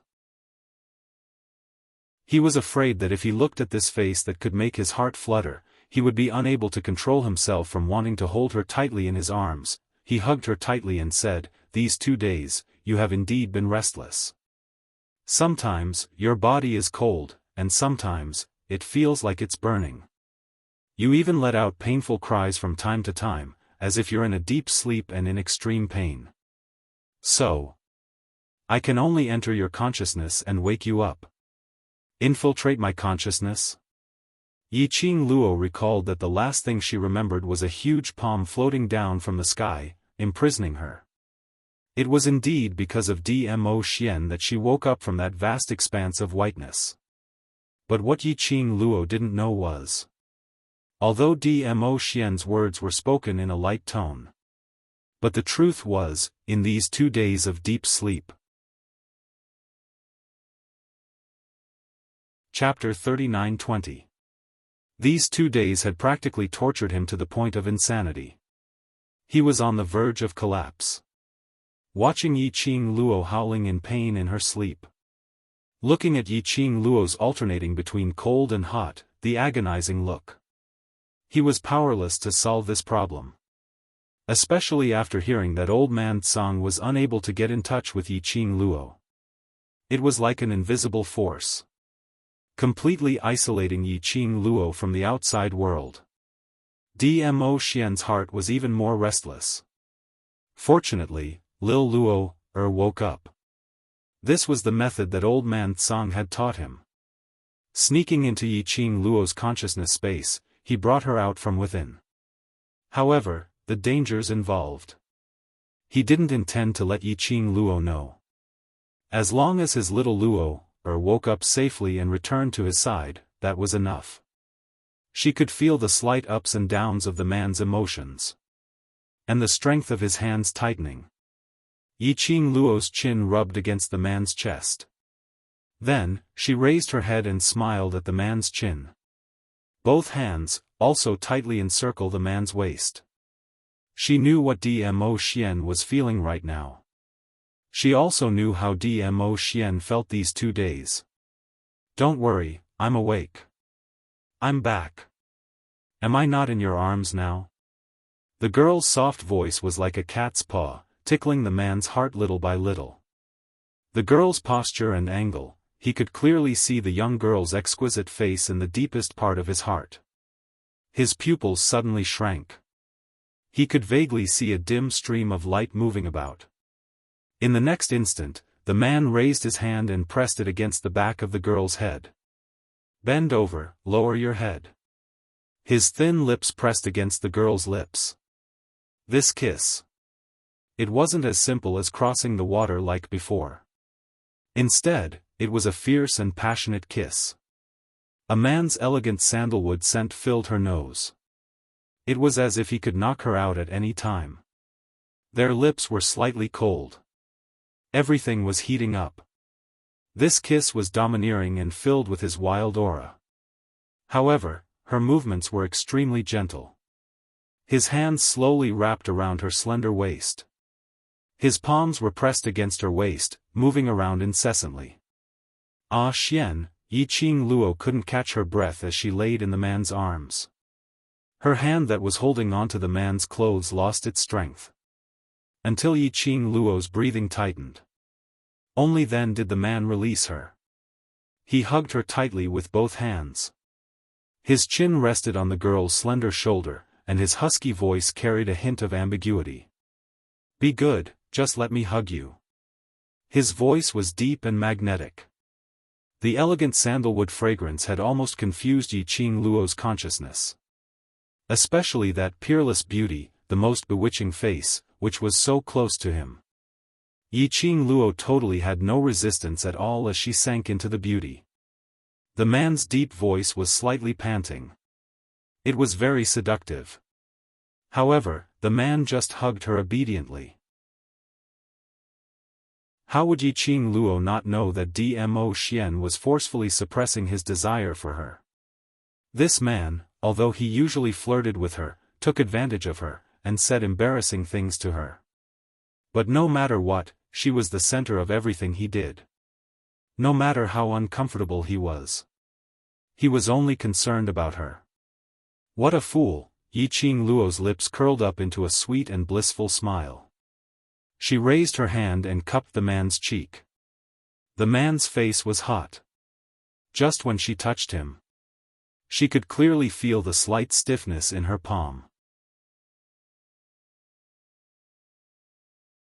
Chapter 39-21. That peerless face was fully reflected in Yiqing Luo's pupils. The man's eyes were like a silver needle, piercing into her heart. The light in her charming eyes became softer. Her slender fingers gently traced the contours of the man's face. From his eyebrows to his eyes to his nose, and finally, her fingertips landed on his rosy lips. Yiqing Luo's charming eyes rose slightly, hooking into a coquettish arc. Her pair of fox-like eyes stared at his thin lips without blinking. Following that, the corners of her lips curled up frivolously, her voice also became soft and charming. Since you flirted with someone, you should take responsibility till the end. The words fell. She had already leaned forward and covered the man's lips. The man's initiative and her initiative were totally different concepts. When the young lady's sweet breath approached, her gentle words were already a blatant hint. The man's eyes instantly turned pitch black. He held the young lady tightly and pressed her into his arms, turning from guest to host. From his throat, a low and sinister threat came out, "You asked for it, when the time comes, don't beg for mercy." That mellow voice, because of the young lady's initiative, had been tainted with a thin layer of hoarseness. Lingering and charming, the warmth rose. Gulp, just at this moment, suddenly a sound that spoiled the mood, rang in the room. The two of them, who were stuck close to each other, immediately froze. Gulp gulp, following that sound rang again. Dmo Xian half propped up his body, slightly glanced sideways, his line of sight fell on the young lady's flat abdomen. The young lady's robe was in a mess, revealing her fair skin. When Dmo Xian's line of sight swept over, Yiqing Luo let out an "ah," then pushed away the man who was half propped up, lifted the quilt and covered her head. Vaguely, she could still hear the man's low chuckle. Yiqing Luo clutched the quilt, she couldn't wait to bang her head into the quilt. So shameful. She took the initiative to seduce Dmo Xian. She didn't expect her stomach to be so disappointing. At this juncture, it was actually so hungry that it was growling. Did it need to be so embarrassing? Mushroom. Blue skinny. Yiqing Luo silently cursed her stomach 100 times in her heart. Suddenly she felt a broad palm, covering her quilt. Her body stiffened. The man's mellow and smiling voice floated down from above. "It's my fault. I forgot that you've been unconscious for 2 days. You must be hungry." Following the man's words, she could feel the man slowly bending down to the side of the blanket and talking to her at a close distance. Yiqing Luo's cheeks turned even redder. She clutched the quilt and remained motionless. "Good girl, let's go eat first." Dmo Xian coaxed. Under Dmo Xian's half coaxing and half dragging, Yiqing Luo slowly lifted up a corner of the blanket, revealing a guilty little face. "Then you. Are you really alright?" Previously, he had endured it. But she insisted on taking the initiative. This was what it meant by flirting and not wanting to take responsibility. Dmo Xian lifted the blanket and carried her up from the bed. As the girl screamed in surprise, she hooked her arms around his neck. He chuckled and whispered into her ear, "It doesn't matter. After you're full, it'll be my turn to feed me." Yiqing Luo, she really shouldn't feel guilty. Of course, what Dmo Xian said about being fed by the girl after he was full, was finally left unsettled. Because after Yiqing Luo had freshened up and followed Dmo Xian out for a meal. Chapter 39-22. After finding out that the reason why Yiqing Luo was unconscious was because of that fellow Zhu Wu Xian, he immediately exploded. Old Lai, in particular, slammed the table, his beard widened. "What? That kid actually dared to drug you? You just wait, I'll bring the Hell Palace's people right now and screw up his red clear pavilion." With that, Lao Lai rolled up his sleeves and walked toward the door. He took a few steps. Sensing that something was amiss, Zhang Xian halted his footsteps once more and turned to look at the group of people staring at him. Even as he rolled up his sleeves, he asked, "Aren't you all going to stop me?" Everyone shook their heads in unison. Even the person involved, Yiqing Luo, had an incomparable tacit understanding as she shook her head, "Not stopping, not stopping, how can we stop Old Lai's decision? Go on, I have high hopes for you." Lao Lai, both of them stared at each other for a few seconds. Old Lai slowly put down his sleeves and coughed softly. "Forget it. Looking at you, you don't seem to want to take revenge on that brat. I'm too lazy to move my old bones." As he spoke, he slowly moved back to his seat. Zhou Mo clicked his tongue and lazily lifted his eyelids. He cast a sidelong glance at Old Lai and sneered. This young master has heard that this Hell Palace is a madhouse, a gathering place for lunatics. Why, would lunatics also be afraid of Zhu Wuxin? Lao Lai's eyes widened. I'm scared? What's there to be afraid of? I didn't want to put Madame D in a difficult position. Oh. Zhou Mo raised his eyebrows and dragged out the last syllable. Old Lai's face was flushed red with anger as he pressed the table and stood up, pointing at Yiqing Luo. Red Clearness Pavilion, Red Clearness Pavilion. Just by hearing this name, you can tell that this Red Clearness Pavilion was built for Madame D. One must know that this Red Clear Pavilion was a mysterious force that had been famous in the upper realm since a few years ago. Several years ago. A few years ago, Zhu Wuxin had chosen this name for Lady D. Didn't this mean that Lady D had a good relationship with Zhu Wuxin? If I go to the Red Clear Pavilion and cause trouble for Madame D, I'll feel so wronged. Old Lai rattled off a string of words. There was no pause at all. As soon as he finished speaking, the atmosphere in the hall became heavy.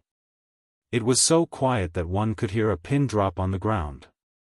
The crowd sighed helplessly, as they silently mourned for him as they shook their heads. Whether Qing Luo will find trouble with you, we don't know, but what we know is, now, you're in deep trouble.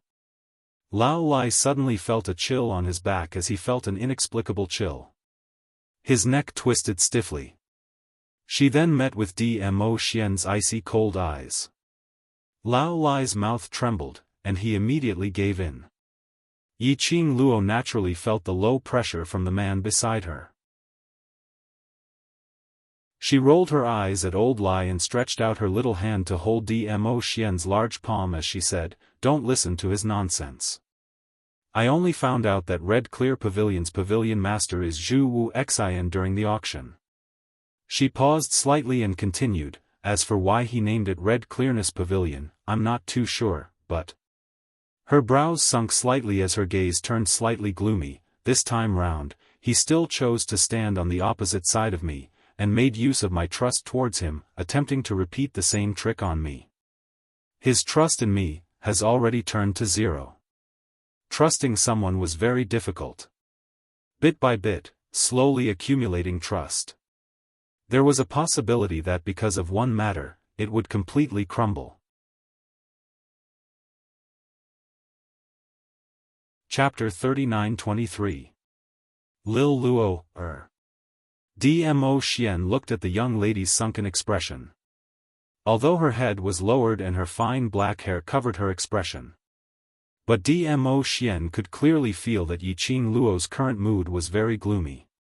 His long arm scooped and brought the young lady into his arms. "Perhaps his obsession with you is too deep and he was bewitched by secluded palace." Yiqing Luo laid in Dmo Xian's arms openly, feeling the warmth from his body, soothing the gloomy mood in her heart.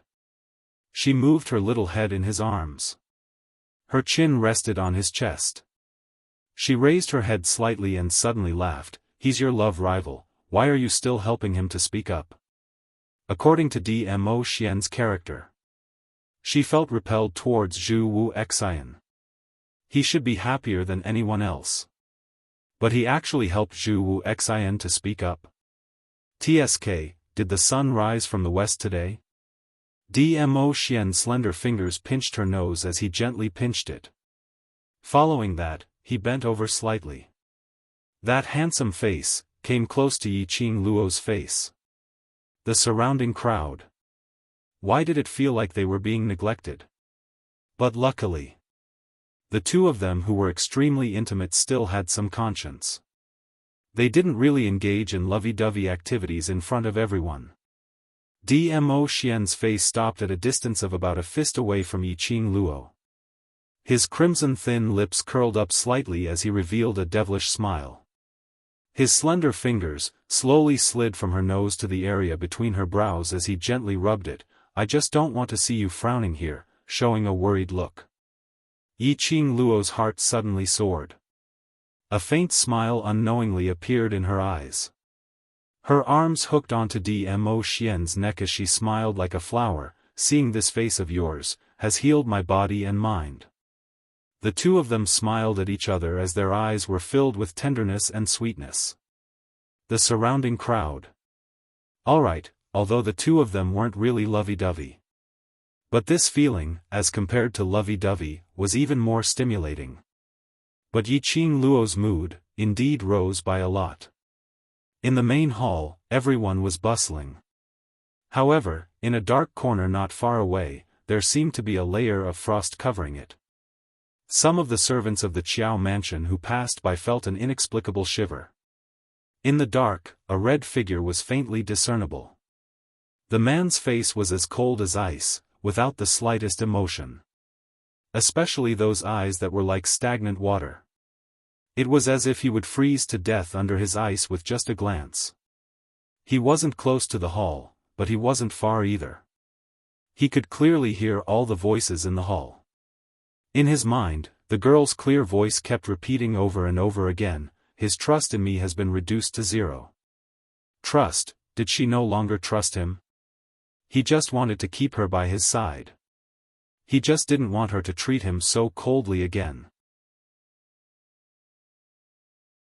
Obviously, she belonged to him, didn't she?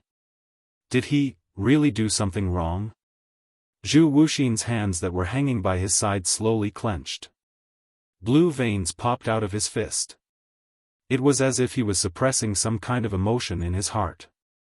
Suddenly, his hand opened up as his vision swiftly turned towards a certain direction behind him. His eyes, which were like still water, turned into a sharp blade as it shot out. "Young Patriarch Chu, don't, it's me, it's me."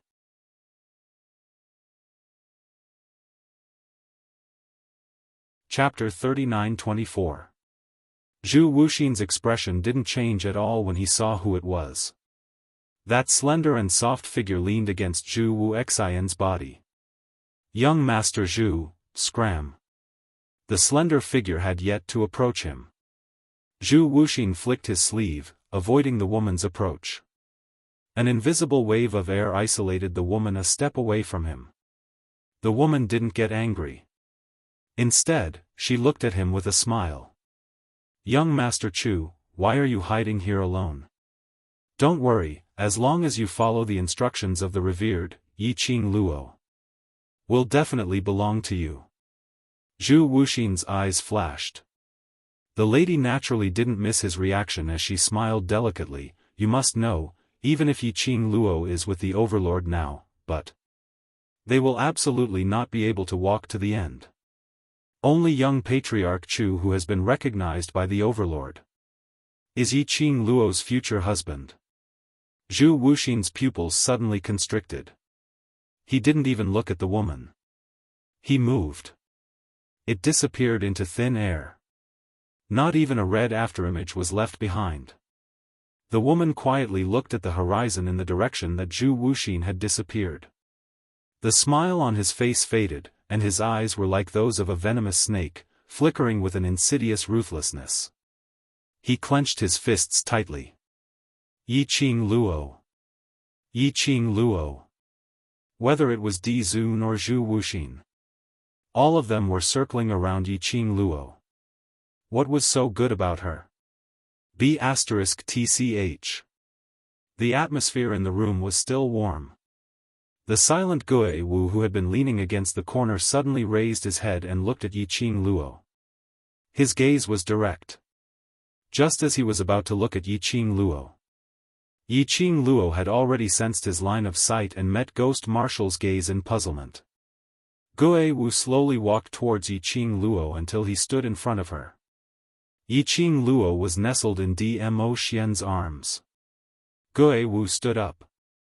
He was also facing Dmo Xian. But Gui Wu's line of sight, from the start till the end, had remained on Yiqing Luo. It was a young and handsome face. But those eyes were full of hardships and complicated emotions that no one could see through. Yiqing Luo felt uncomfortable being stared at. She shifted her body and adjusted her position in Dmo Xian's arms as she coughed lightly. Ghost Martial Master? There were no ripples in Ghost Martial's deep and cold eyes. However, the words that came out of his mouth were like a raging storm. Your body has undergone a transformation. Huh? Dumbfounded expressions appeared on everyone's faces, as they did not understand the meaning behind Gui Wu's words.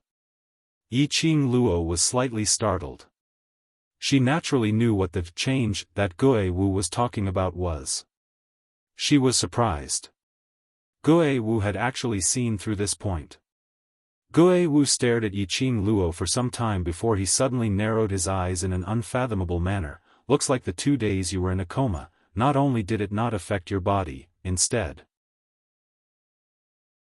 it allowed your body to improve. What kind of riddle are you guys playing? Zhou Mo raised his red phoenix eyes and asked. Gui Wu looked at Zhou Mo and said indifferently, Student Yiqing Luo's body has undergone transformation. Now her bone structure has already broken away from the mortal body and can withstand even more powerful than an overlord. Transform? Leaving the mortal body? Was he talking about Yiqing Luo? Everyone's gazes shifted onto Yiqing Luo in unison. That blatant gaze made Yiqing Luo burrow into Dmo Xian's arms and even took up Dmo Xian's arm to block in front of her. Chapter 39-25. Everyone shook their heads in unison. I have never seen a beauty who has left her mortal body. Yiqing Luo. She couldn't be bothered with them as she set her sight on Gui Wu. It seemed that Gui Wu was very clear about the transformation of the bone frame. After pondering for a moment, she asked, Master Gui Wu, from what you've said, does this mean that my body can now withstand even more powerful strength? She paused slightly and continued with an example. For example, if I use the power of the divine relic? Gui Wu met Yiqing Luo's vague hopeful gaze and nodded slowly. Yiqing Luo's eyes lit up. Previously, she had forcefully used the power of the divine relic to raise her strength in a short period of time to tide over the crisis. The price she had to pay was the overdraft of her body. And the divine phoenix profound heart jade in her body was likely to cause a backlash. All these reasons stemmed from the fact that her body could not withstand the overload of power. Now, her body, her bone frame, had been reconstructed. All the impurities had been eliminated. Separated from the mortal body. After withstanding the power of the divine relic and even more powerful forces, her body could finally bear it. But under Yiqing Luo's bright eyes, Gui Wu suddenly said, Don't be happy too early. Even if your bone frame has been transformed, it doesn't mean that you can mess around. When she was still a mortal body, Yiqing Luo time and time again did something which made one worried. If she relied on her body to withstand the powerful forces to mess around, no matter how solid the foundation was, it would be exhausted over and over again. Yiqing Luo's spirit would not be able to bear it. I know. Yiqing Luo nodded seriously, I won't mess around. Everyone made a tisk sound. Apparently no one believed Yiqing Luo's guarantee.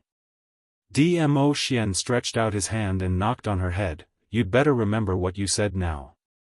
Yiqing Luo felt pain as she turned her head and stared at him. Why don't you believe what I said? Dmo Xian sneered. Do you think that you believe what you said? Yiqing Luo. Alright, based on her previous behavior. She didn't believe it herself. Dmo Xian dangerously narrowed his eyes and held her chin. Why? Tacit approval?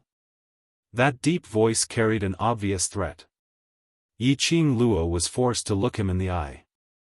She didn't even dare to avoid his eyes. Her long eyelashes blinked for a while, but Dmo Xian still maintained that dangerous smile. Her honey trap did not work at all. Therefore, he decisively gave in. How could there be a tacit agreement? This is a very serious expression. I will definitely remember what I'm saying now. Dmo Xian seemed to believe it as he nodded lightly. Yiqing Luo let out a sigh of relief. Just as she was about to squirm out from Dmo Xian's embrace, her waist tightened, and her delicate body was pressed into the man's arms again.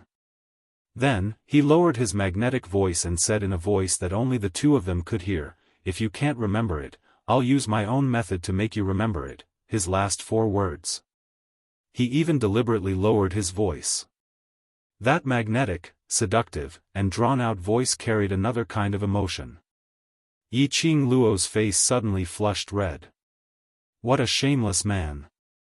Everyone was already used to their little interactions and didn't notice Yiqing Luo's blushing face.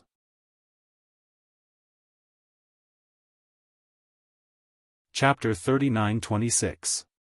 Yiqing Luo was stunned and hurriedly stood up from Dmo Xian's arms. Yes. Old Master Huangfu wants to bring those 3 back to the Huangfu family. She wondered how Pei Sheng and Old Master Huangfu had developed over the past 2 days. She was not worried about Pei Sheng's safety. 2 days ago, the assassins sent by Huangfu Fengyan failed to assassinate Pei Sheng, startling the old man. Even if the 3 of them wanted to make another move, they did not have the opportunity. Of course, if they made a move against Pei Sheng at this critical juncture, he was definitely digging his own grave. No matter how stupid they were, they would never do that. Moreover, that kid, Pei Sheng, had already evolved now, and he knew how to transform into a white lotus flower to protect himself and Gu Zishi so that he could strive for the greatest benefits for himself and Gu Zishi. Therefore, a person's growth had to depend on their own efforts. If she interfered too many times, it would only make Pei Sheng more dependent on her. In the end, no one gave him any advice, and he fell into a state of confusion. As though she could see through Yiqing Luo's thoughts, Mo Yuing opened her round adorable big eyes and opened her mouth. They get along very well, and I can tell that old Master Huangfu sincerely wants to bring Pei Sheng home. Yiqing Luo nodded. Let's go take a look, perhaps we can still make it in time to send old Master off. In next to no time, the group arrived at the treasure-gathering exchange. After 2 days of repair, the houses that had been destroyed by the assassins had been temporarily repaired, so it wasn't too messy. Just as the group walked into treasure-gathering hall, a slender figure stood in the middle of the hall. That person had a tall and straight posture, a grave and stern face, and an outstanding temperament. He just stood there in silence.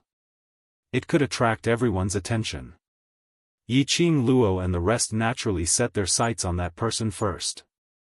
At that moment, everyone's expression changed. Kitty Li was the most impatient. She suddenly jumped out of Zhou Mo's arms and pounced towards that person. You actually dare to appear here? Kitty will scratch you to death. Little wild cat. Zhou Mo's expression changed slightly, and he immediately chased after it. Before that person could make a move, he pulled Kitty Li into his arms. With a quick roll, he dodged the man's attack. Meanwhile, a black figure moved and quickly appeared in front of Zhou Mo. With a raise of his hand, a black light condensed. The two forces collided, creating traces of electricity. It was tight and gradually dissipated. The shockwaves in the air gradually subsided. This unforeseen event caused the atmosphere in the hall to become even more tense. The group of people stared at that person with tensed emotions. The man turned around and looked at them expressionlessly. Finally, a pair of cold eyes that were as calm as still water fell onto Yiqing Luo. Why are you guys here? Suddenly, Huangfu Zhentian walked out from the inner court with a smile on his face. The smile on his face was very sincere. His previous majesty was nowhere to be seen. As he walked out, he smiled at the expressionless man and said, "Pavilion Master Chu, I'll have to trouble you to wait for me." "It doesn't matter." The man's thin lips moved slightly as he spat out these 3 words. Huangfu Zhentian was still smiling. As he smiled, he felt that the atmosphere in the hall wasn't right. He took a look at the expressionless man beside him and looked at the tensed-up group of people who were glaring angrily. Cough. You guys should all know each other. This is Red Clear Pavilion's Pavilion Master Chu Wu Xian. This side are that fellow Pei Sheng's friends. Chapter 39-27. After the introduction, he eased the atmosphere and continued, I heard that Miss Yi and Pavilion Master Chu are old acquaintances, so I don't think I need to introduce you any further. No need. Zhu Wu Xian stared at Yi Qing Luo, I understand her better than anyone else. Huangfu Zhentian, why does it feel like the atmosphere is getting weirder and weirder? Yi Qing Luo and the rest looked at Zhu Wu Xian warily. He truly hadn't expected Chu Wuxin to appear at the treasure-gathering exchange. Moreover, it seemed like they were here to cause trouble. Yi Qing Luo had not expected to meet Zhu Wu Xian here. She thought that Zhu Wuxin would not dare to appear before her in the near future. What astonished Yi Qing Luo the most was, Chu Wuxin had actually changed out of his usual red clothes. Today, he was dressed in a white robe, which made him look even more cold and aloof. The unapproachable aura around him was even more obvious.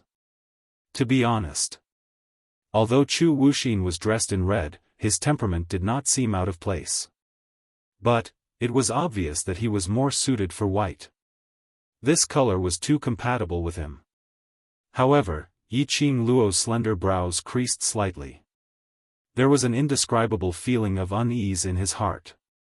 If I remember correctly, Chu Wuxin had always been dressed in red. This was because the original owner, Yi Qing Luo, had once said to let him always wear red clothes. Chu Wuxin kept this in mind. He also used his actions to show how much he valued the original owner. But now, she had actually swapped out her red dress. This represented that he had let go of Yi Qing Luo. She was not reminiscing about Zhu Wuxin's feelings for her. It was not because Zhu Wuxin had let go of this relationship and felt that it was a pity. Instead, somehow, he felt that something was wrong. Zhu Wu Xian's sudden change was really too strange. Would someone as stubborn as Chu Wuxin really give up so easily? Yi Qing Luo pursed her pink lips slightly as her little hand gently held the man's big palm beside her. She raised her head slightly and looked at the man. He also transmitted the uneasiness and doubts in his heart. The girl subconsciously relied on him. The man, who was not in a good mood, suddenly smiled. He held the young girl's small hand, his long and narrow peach blossom eyes were filled with a faint smile. With one hand, he pulled her into his embrace and soothed the uneasiness in the girl's heart. When the girl's breathing calmed down, Dmo Xian then slowly raised his head, his long and narrow peach blossom eyes no longer had the tenderness from earlier, as he calmly and indifferently looked at Zhu Wu Xian, Pavilion Lord Chu, long time no see. Zhu Wuxin did not respond. But his line of sight was fixed on the man's hand, which was holding the girl tightly. Dmo Xian shot a glance at his own hand which was wrapped around the young lady's body as his thin lips curled up slightly, containing some ridicule, since Pavilion Lord Chu said that you understand Lil Luo, don't tell me that you don't know that Lil Luo, doesn't want to see you at all? Zhu Wu Xian's eyes finally reacted, like ripples on the surface of water. But in the next instant, everything returned to normal. Huangfu Zhentian realized it. The two sides were not on good terms with each other. He, who was stuck between the two of them, felt a little embarrassed. Fortunately, Pei Sheng and Gu Zixi sensed that the atmosphere outside was not right and came out in time. Chapter 39-28. Zhu Wu Xian returned to Heaven Realm? In that case, Zhu Wu Xian was indeed someone from Heaven Realm? Then why did he hide in Nirvana Realm? Back then, he was pursued by others and hid in Yi Qing Luo's courtyard, creating a past with Yi Qing Luo? Later on in Nirvana Realm, he established his own force. What, identity did he have? At this moment, to rush back to Heaven Realm. Was it because of her or was it a part of Secluded Palace's plan? Yiqing Luo's slender brows creased tightly as her suspicions towards Zhu Wu Xian grew. 2 days ago, he drugged her.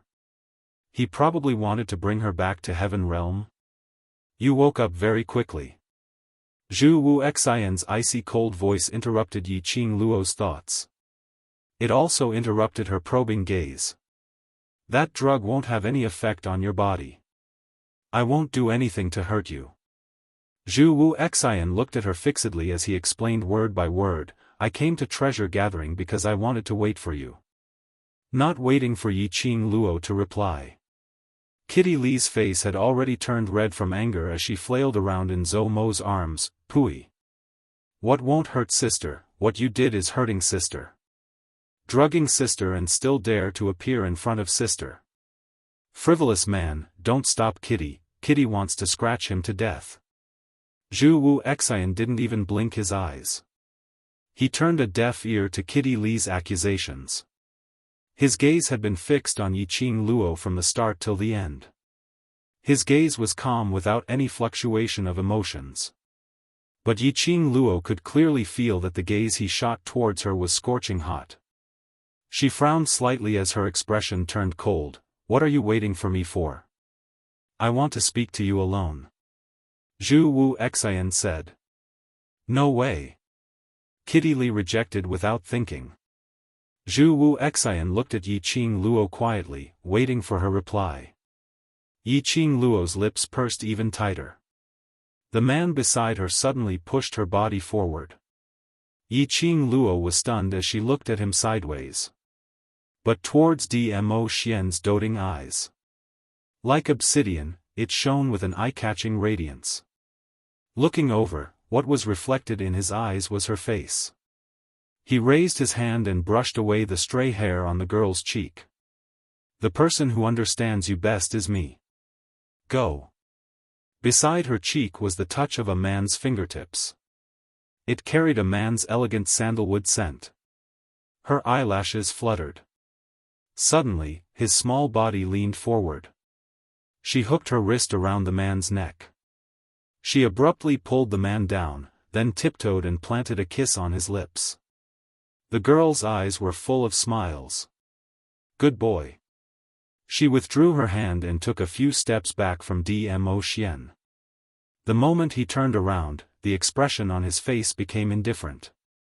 All right. This word was a reply to Zhu Wuxin. After saying those words, she took the lead and walked toward the inner courtyard. Zhu Wu Xian was stunned for a moment. To be more precise, it was from the moment Dmo Xian hugged Yiqing Luo tightly, that indistinctly provocative sentence, the person who understands you the most, is me. His thoughts were a little absent-minded.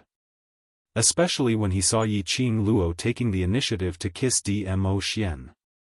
His heart felt like it was being torn apart by something. Until the young lady's figure disappeared from his sight. Only then did Zhu Wu Xian's calm eyes ripple.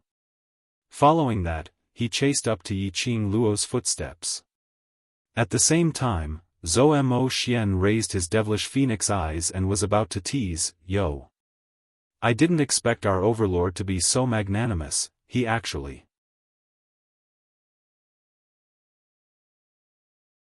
Chapter 39-29. Because, the air pressure in the lobby instantly turned frosty. The air seemed to have frozen. Everyone couldn't help but shiver. They all turned to look at the D-Zun, who was sitting stiffly at the side with a gloomy face. That handsome and elegant face was covered with frost. His entire body was burning with an aura that was about to explode. Everyone, in front of Yiqing Luo, his magnanimity and generosity were all an act. Inner courtyard. Yiqing Luo stopped in her tracks as she turned her head to look at Zhu Wu Xian. What do you want to say? He turned his head. Coincidentally, he bumped into a white robe. This was the first time he saw Zhu Wuxin wearing white, so he was not used to it.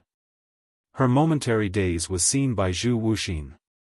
The lines on Zhu Wuxian's face clearly softened. Even his gaze towards Yiqing Luo had turned gentle. I know, you don't want to see me. Why did you still appear when you knew? Do you really think that I really don't dare to make a move against you? Yiqing Luo's expression turned cold. Chu Wuxin shook his head. I want to see you. Yiqing Luo replied, just because you want to see me, I must see you. I'm going to Heaven Realm for a period of time and there's a possibility that I won't be able to see you for a very long period of time. Zhu Wuxian seemed as though he couldn't hear the impatience in Yiqing Luo's tone.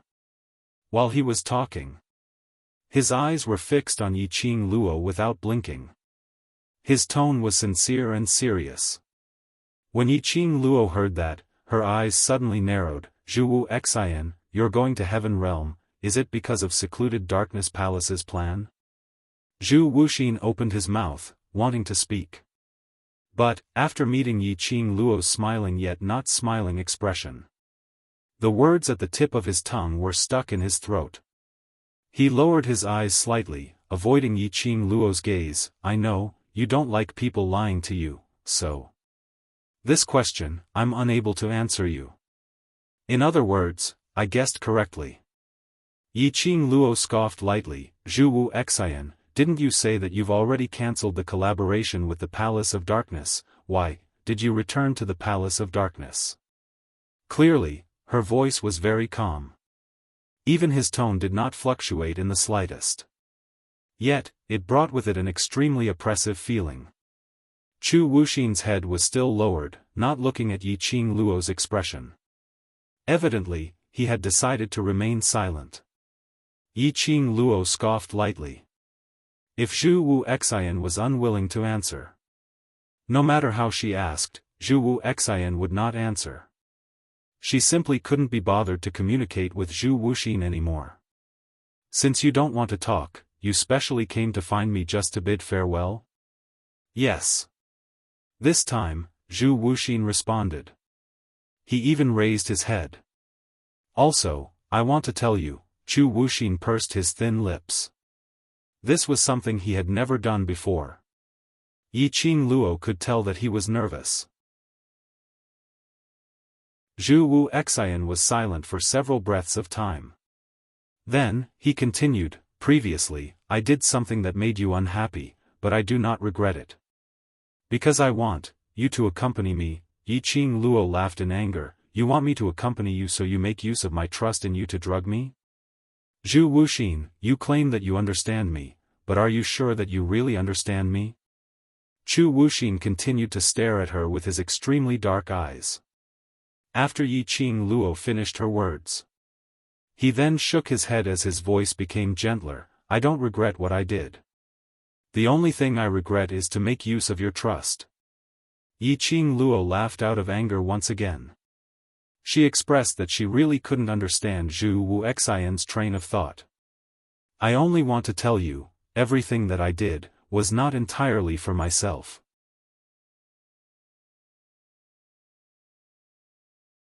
Chapter 39-30. What do you mean? What did he mean by be careful of the people around her? The people around her were either lovers or brothers. They had gone through life and death together. They were all people she could absolutely trust. Zhu Wuxian didn't say much. He raised his hand and stretched it towards Yiqing Luo. Yiqing Luo was astute as she avoided Zhu Wuxian's hand with a vigilant look. Zhu Wuxian's hand froze in midair.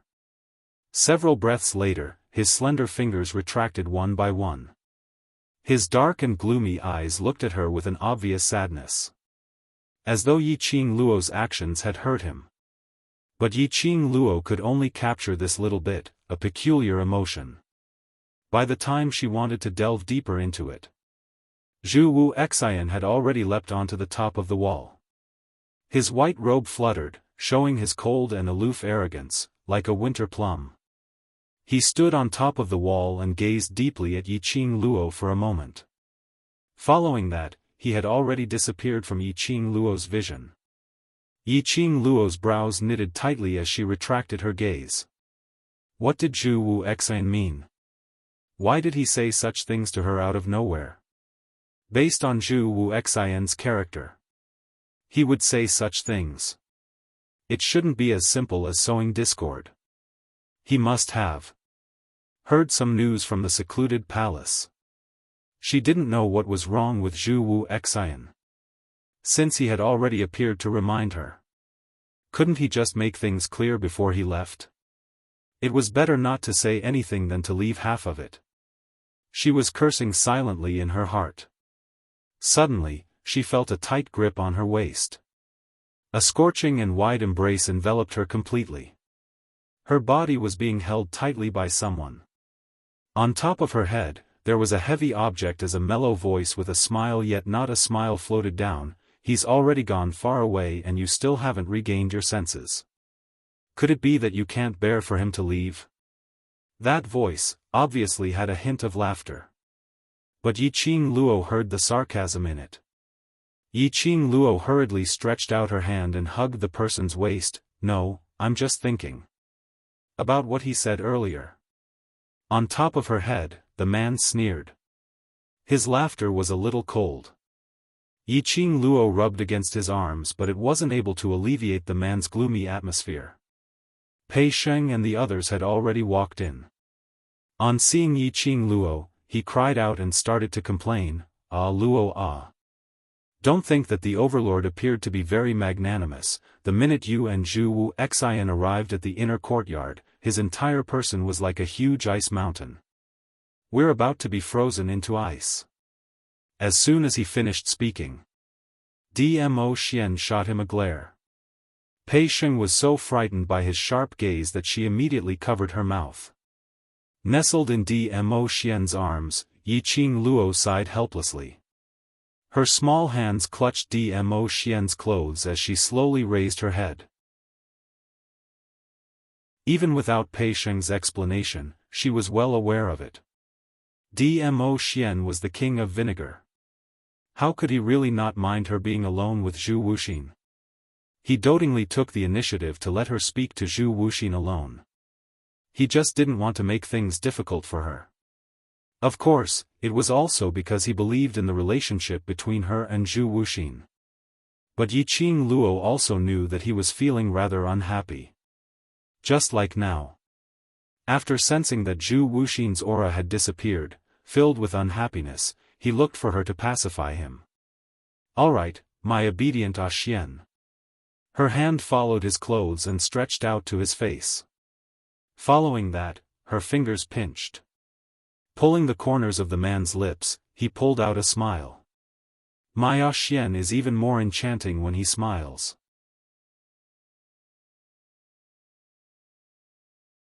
Chapter 39-31. Yiqing Luo. A man who couldn't satisfy his desires was really scary. Speaking of which, what did Zhu Wuxian tell you? Is there a need to whisper? Zhou Mo was very curious. Yiqing Luo pursed her lips and shook her head. It's still those ridiculous words, don't take it to heart. Huangfu Zhentian had a dazed look. Didn't Pavilion Master Zhu specially accompany me back to the Heaven Realm? One person left just like that? Then why was Zhu Wuxian squatting at the treasure gathering so early in the morning? Accompanying is just an excuse. Zhu Wuxian is obviously waiting for little Qing Luo. Zhou Mo clicked his tongue as his devilish phoenix eyes rose, as he continued to say as though he wished for the world to be in chaos, "You are just a springboard." Huangfu Zhentian. Was it possible that taking the benevolent route wasn't able to control the youngsters?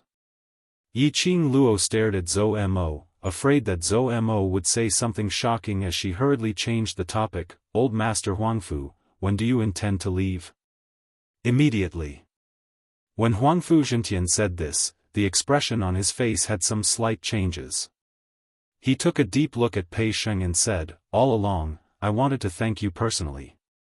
If it wasn't for the fact that you helped that lad, I'm afraid that I wouldn't be able to see that lad today." He paused slightly and continued, "And that day Pei Sheng suffered an assassination attempt. I will handle it and absolutely will not let Pei Sheng suffer any grievances." She could tell that Huangfu Zhentian really couldn't bear to part with Pei Sheng. These 2 days, the relationship between the both of them had deepened. Even Pei Sheng was willing to change his way of addressing him as grandfather. Yiqing Luo smiled slightly. Huangfu Zhentian spoke solemnly, "Miss Yi, gathering treasure is Pei Sheng's wish and also his dream, so for the next few days, I'll have to trouble you." Saying that, Huangfu Zhentian straightened his body as he slowly bowed towards Yiqing Luo's direction. Yiqing Luo hurriedly stretched out her hand as she stopped Huangfu Zhentian. "The current Pei Sheng really doesn't need us to worry about him. Just let him grow up on his own." "Yes, grandfather, don't worry about me." Pei Sheng went up and held Huangfu Zhentian's hand. The both of them exchanged a smile. This heartwarming scene was heartwarming. However, there were also people who were so angry that they gritted their teeth. Yiqing Luo's sharp senses detected a strange fluctuation in the air. She gave him a sidelong glance. He saw 3 figures standing behind the temporarily built withered tree. Huangfu Fengyan was glaring at them with hatred. The fierceness and hatred in his eyes. It was as if it wished to swallow them whole. A powerful aura spread out. Naturally, it attracted the attention of the others. When Huangfu Zhentian looked over and saw Huangfu Fengyan's savage and warped face, his face instantly darkened. Evil creature. Huangfu Zhentian was unable to restrain his rage and grunted coldly. "What are you glaring at? Did I punish you wrongly?" Huangfu Fengyan instinctively shrunk her neck when she heard Huangfu Zhentian's voice, and she hid behind big brother and third brother. Huangfu Qifei's lips curled into a warm smile. "No matter what grandfather does, it's always right. This time's matter is indeed Fengyan's fault. Towards grandfather's punishment, Fengyan doesn't dare to not accept it." Saying that, he lowered his head slightly and looked at Huangfu Fengyan as he appeased her in a warm voice. "Fengyan, am I right?"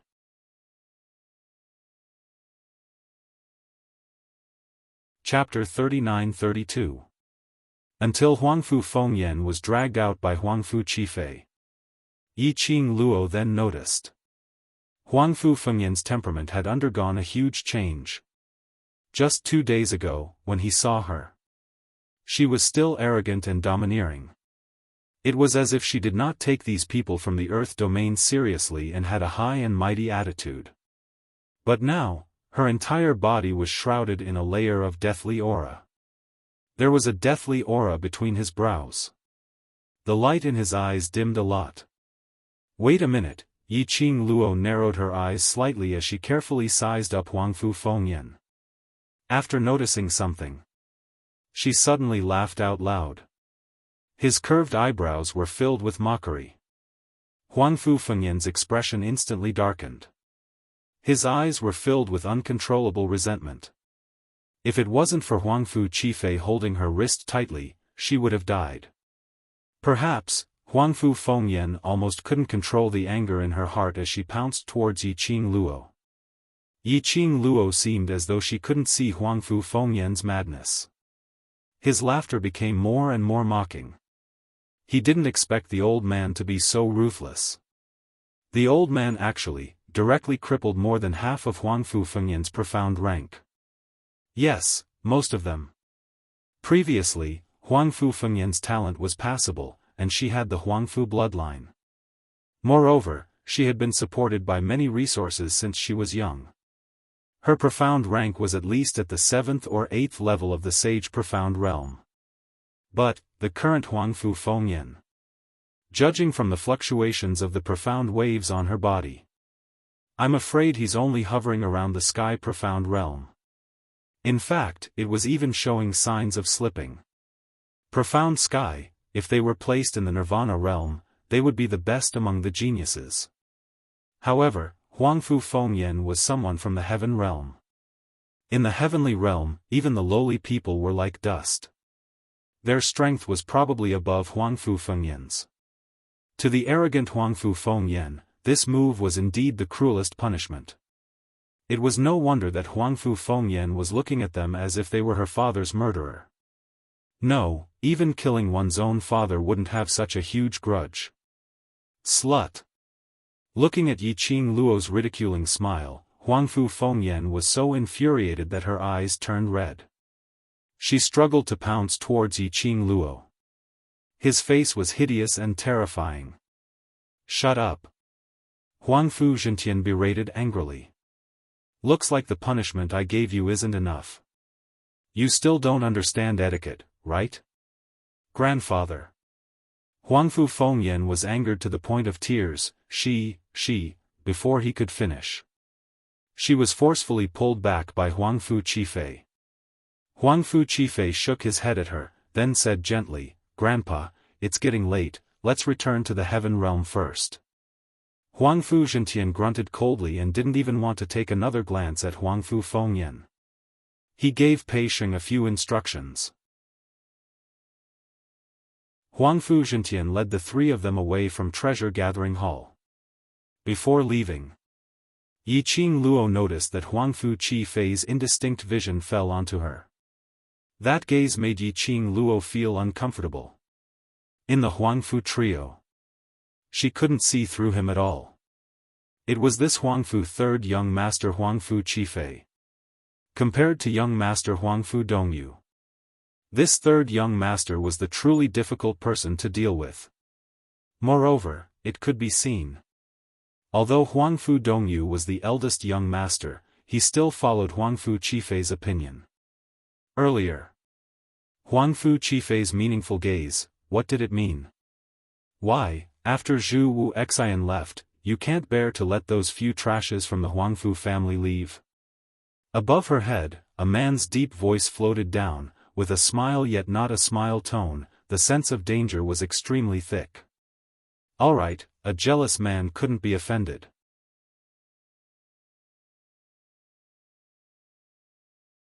Chapter 39-33.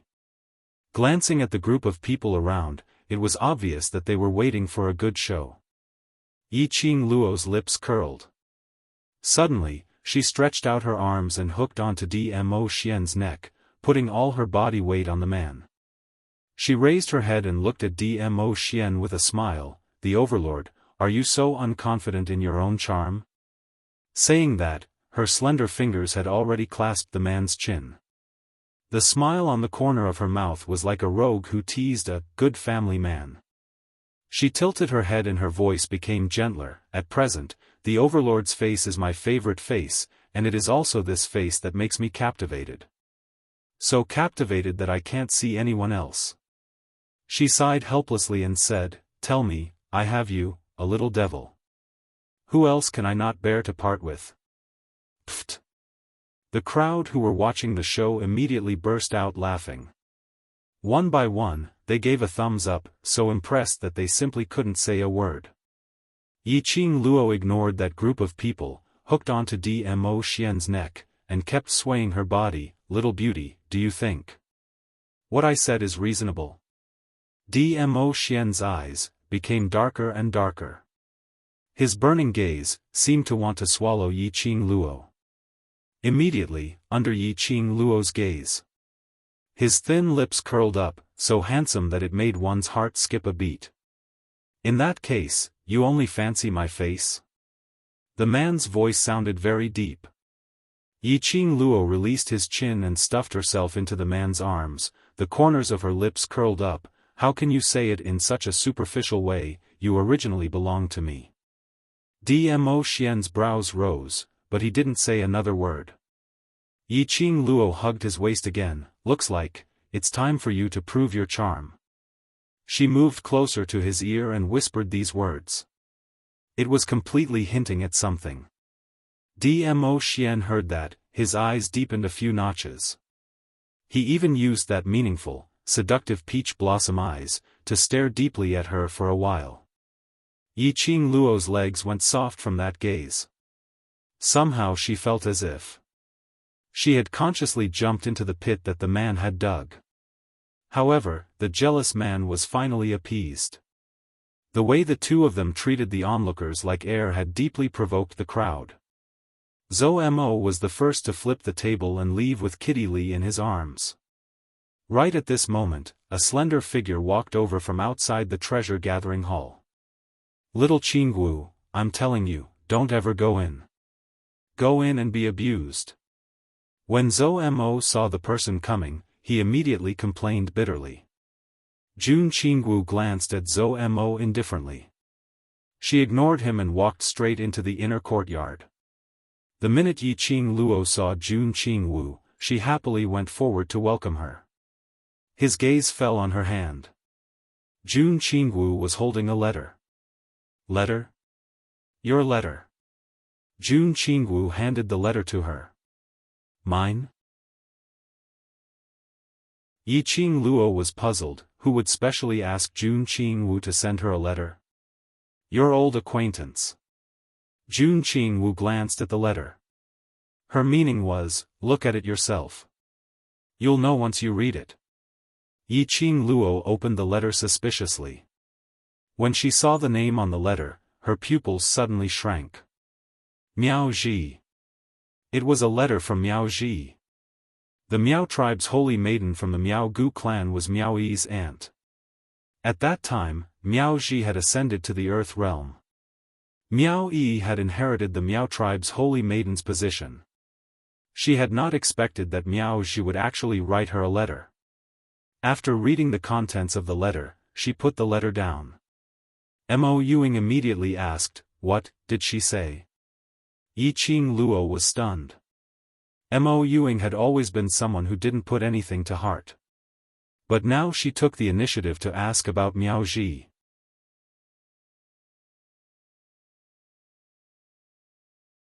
Chapter 39-34. Ah Zhanhe, did something happen to him? Yi Qing Luo's pupils suddenly constricted. The gu poison in Long Yunzhan's body was still lingering in his body. At that time, he specially sent Miao Yi to the West Continent to help Long Yunzhan resolve the gu. However, Miao Yi could only temporarily suppress the gu poison in Long Yunzhan's body. Old Man Tsang had even mentioned before, the gu poison in Long Yunzhan's body was not a gu that could be cultivated in the Nirvana realm. This kind of gu worm could only be nurtured by someone with extraordinary strength. To completely cure the gu, he could only go to the upper realm and find someone who understood the art of witchcraft to cure Long Yunzhan. Miao Ji had delivered the letter. It was regarding the poison in Long Yunzhan's body and the problem of meeting her tomorrow. However, after knowing that the letter was written by Miao Ji, Mo Yuing actually took the initiative to ask a question. Yi Qing Luo's first reaction was to think of Long Yunzhan. Mo Yuing blinked her empty eyes and shook her head stiffly, no. Yi Qing Luo stared intently at Mo Yuing. That expressionless, soulless face was devoid of any other emotions. After a while, Yi Qing Luo's expression loosened up. Let's go see Miao Ji together tomorrow. Mo Yuing wasn't someone who would lie. She said she was fine. At least before she came to the Earth domain, Long Yunzhan's poison did not flare up again. Mo Yuing nodded vigorously. Yi Qing Luo had just kept the letter. He wanted to hug Jun Qingwu and thank her. The arms did not have time to open. Her feet suddenly left the ground. Her whole body fell into a broad embrace. Above her head, a man's low and husky voice floated down. Yet, there was a hint of coldness in it. Lil Luo, just woke up not too long ago. She still needs more rest. I'll take her away first. Everyone widened their eyes, wanting to stop him. What did he mean by needing more rest? Obviously, Yi Qing Luo had just woken up not long ago. I didn't talk to them for long, okay? However, no one dared to say such words. He could only watch helplessly as Dmo Xian brought Yi Qing Luo away in an extremely overbearing manner. Yi Qing Luo wrapped her arms around Dmo Xian's neck and felt the cool breeze brushing past her cheeks. But soon, she was tightly wrapped in the man's arms. Warmth engulfed her. Yi Qing Luo realized something. Her little head curled up in his arms. As soon as he arrived, he entered his room. Yi Qing Luo's back fell onto the soft bedding. The man's warm air pressure hit her face. Yi Qing Luo hurriedly stretched out her hand and blocked Dmo Xian's chest. As soon as he raised his head, he was met with a pair of obsidian eyes that were deep and filled with emotion. Her heart skipped a beat. Her cheeks were also flushed red. "Didn't you say that I just woke up and need more rest? What are you doing?" Yi Qing Luo raised her brows, her fingers caressed the man's brows and gently traced. Dmo Xian narrowed his eyes as he glanced at the fingers that were moving around on his face. His lips curled up devilishly. "You're still more adorable when you're lying down." Yi Qing Luo. These words, why did it sound so horrifying? Don't make it sound like I'm a necrophiliac, okay? There was something wrong with this scene. Dmo Xian gave a low chuckle, but there wasn't any mirth in his eyes. "You who is lying down, there's only me by your side." His voice was very deep. It was so deep that it made one's heart felt constricted. Yi Qing Luo was just about to say something.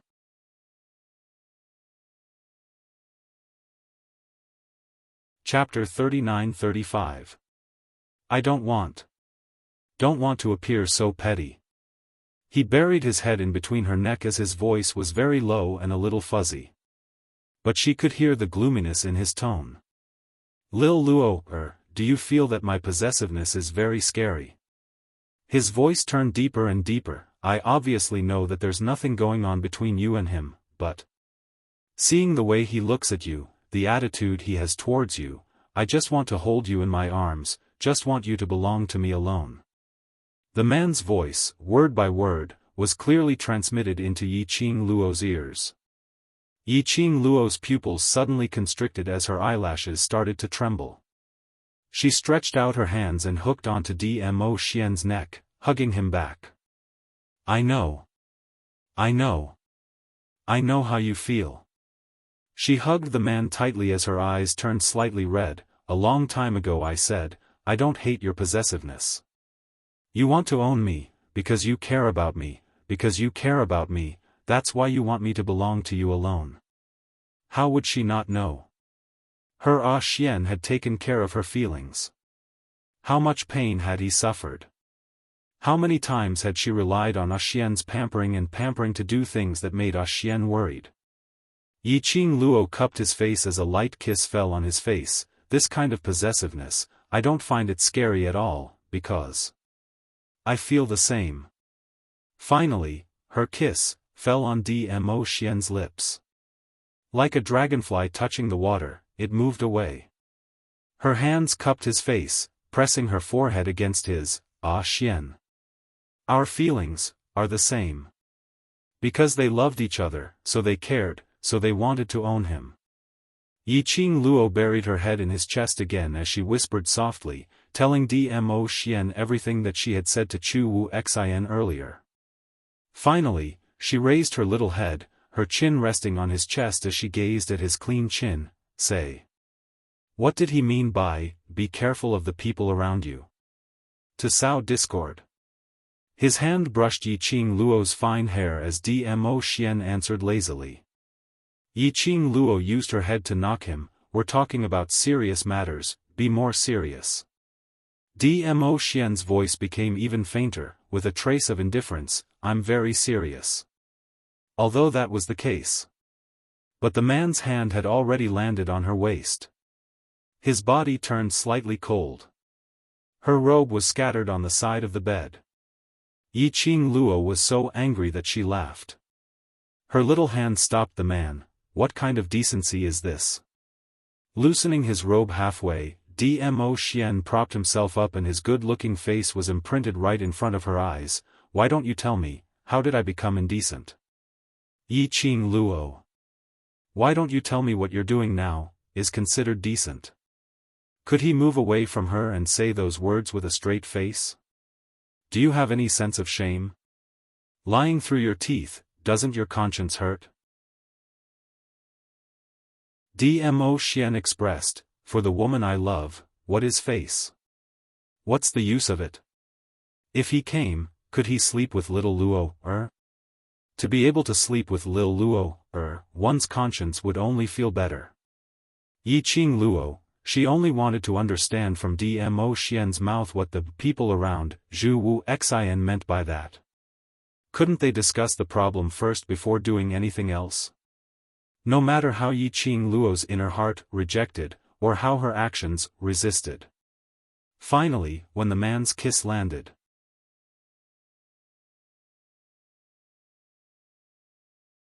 Chapter 39-36. By the time Yi Qing Luo woke up, it was already the next morning. The man beside her had long disappeared. Yi Qing Luo climbed up from the bed, her entire body was sore and limp, almost unable to straighten her back.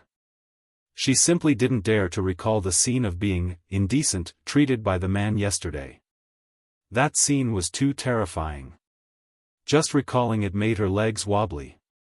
At this moment, she only wanted to use 2 words to describe her feelings: beast. Wasn't he a beast?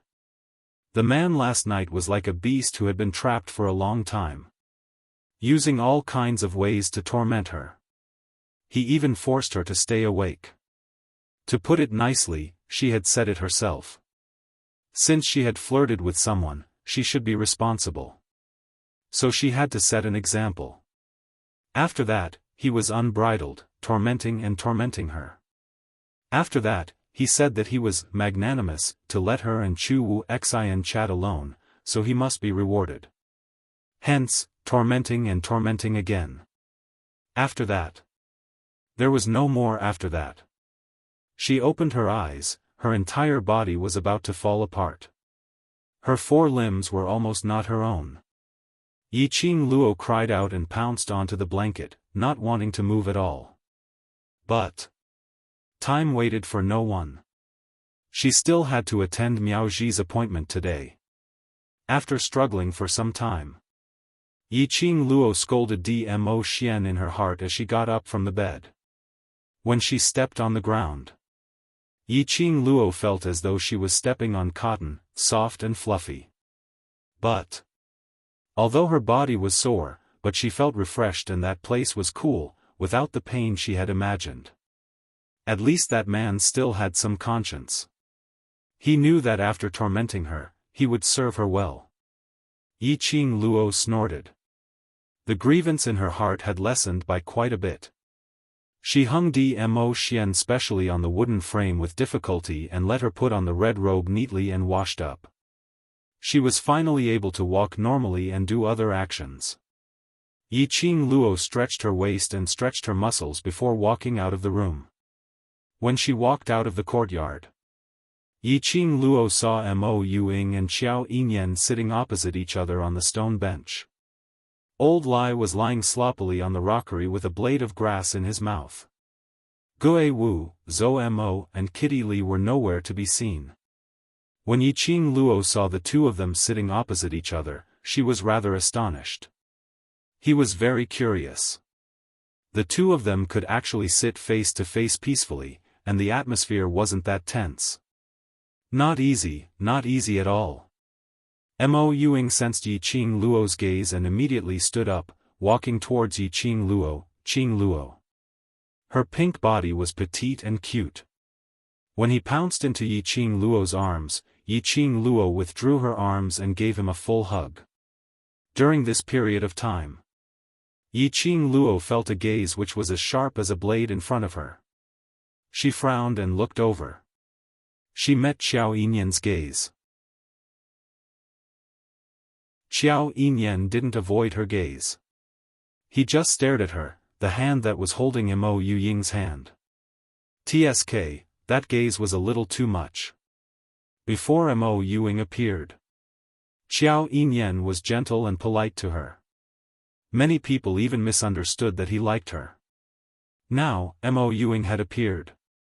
She, the stepping stone, was kicked to the side. Now that she was hugging Mo Yuing, she was being hated by him. Men.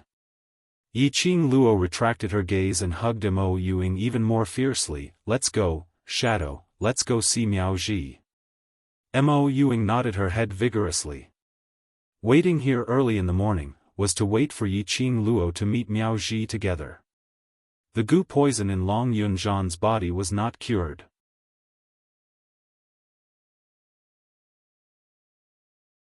Chapter 39-37. Yi Qing Luo hugged Mo Yuing as she walked towards the entrance of the courtyard. Xiao Yinyan immediately stood up and followed behind. Yi Qing Luo halted her footsteps as she turned her head sideways and looked at Xiao Yinyan as her slender brows rose slightly. You intend to keep following us? Xiao Yinyan replied straightforwardly. His deep black eyes stared at Mo Yuing without blinking. His silver hair contrasted with his black eyes, making his pupils look even darker. So you're saying, you're already certain that she is the person you're looking for? Yi Qing Luo turned around and met his gaze. Those deep eyes seemed to be able to see through everything about him. His tone was unprecedentedly serious. To Yi Qing Luo, everyone in Devil class were her brothers who had gone through life and death together. Even if Mo Yuing was older than her. But in her heart, she had always treated Mo Yuing as her own sister to love. If Xiao Yinyan was sincere in wanting to resolve the misunderstanding with Mo Yuing and get together again, Yi Qing Luo was naturally willing. The days they had spent together, Yi Qing Luo was certain that Xiao Yinyan's character was indeed not bad. Moreover, his feelings towards Mo Yuing were very sincere. But the prerequisite was that he could really resolve the misunderstanding between him and Mo Yuing. And not with other cliché motives. Xiao Yinyan's gaze didn't even blink, but his gaze became much gentler. Right. One word, clean and crisp, which also explained his attitude. Yi Qing Luo raised her brows as she hugged Mo Yuing and turned around as she walked out of the courtyard's main entrance. Her voice was slightly indifferent and calm, but her tone was filled with unquestionable might. Then remember what you said today. Xiao Yinyan didn't reply as he followed behind her slowly. Old Lai leapt down from the rockery as he pounced over. There's such a lively place, how can you not bring me along? Yi Qing Luo rolled her eyes at the old man who came up to her. After wandering for so long, you're not intending to return to Hell Palace? She realized. Why was there always a bunch of old urchins surrounding her? After Guo Yu left, a god thief came. Now there was another old Lai. Previously, they were still in a life-and-death situation with Hell Palace. Now, Hell Palace had become her acting cool backing. This world was really too complicated. Yi Qing Luo was unable to keep up with this pace. Why would I want to go back to the underworld palace? It's so boring. There are so many interesting things to do with you. I don't want to go back. Lao Lai shook his head decisively. He looked as if he would risk his life to follow her. You can follow me, but don't create any trouble. Yi Qing Luo couldn't be bothered to persuade old Lai. With old Lai following him, many things would indeed be more convenient. At the very least, those who wanted to curry favor with him. They were afraid of old Lai, so they did not dare to rush forward and surround her. In a relatively remote inn, Yi Qing Luo's group had just arrived when a waiter went up to welcome them, leading them to the most corner of the private room. Yi Qing Luo had just walked in when she saw Miao Ji standing by the window, deep in thought. Miao Ji, who had not been seen for a long time, was no longer wearing the complicated and intricate clothing she wore when she was in the Miao tribe. Instead, she was wearing a long green robe. Her black hair was tied up with a wooden hairpin. It made her look as gentle as water. Even the dignified and noble aura she exuded when she was at the Miaogu clan had become extremely gentle. Yi Qing Luo didn't recognize the person in front of her for a moment. It was Miao Ji who heard the door opening as she regained her senses from her deep thoughts. She gave a gentle smile towards Yi Qing Luo. Qing Luo, long time no see.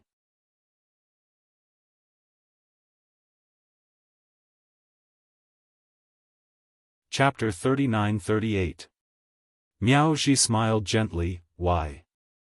Didn't you come specially for my appointment? Why are you so surprised to see me? Yiqing Luo pulled out a chair and sat down as she sized Miaoji up. I am indeed surprised. I haven't seen you for such a long time and you seem to have changed into another person. I thought I had recognized the wrong person. People have no choice but to wear a mask under certain circumstances. Miaoji picked up the teapot and poured a cup of tea for everyone. My task is completed, so I can naturally remove the mask. Previously, Miaoji, as an outsider, was taken over by the previous Miao tribe's holy maiden and became the Miao tribe's holy maiden. Only she knew how much pressure she had to bear. So, she had no choice but to toughen herself up. Dignified, indestructible. Only by making herself stronger. Only by making herself stronger could she deter those who had ill intentions. Now, she had already retreated unscathed to the heaven realm and was living a carefree life. Naturally, there was no need to put on that mask.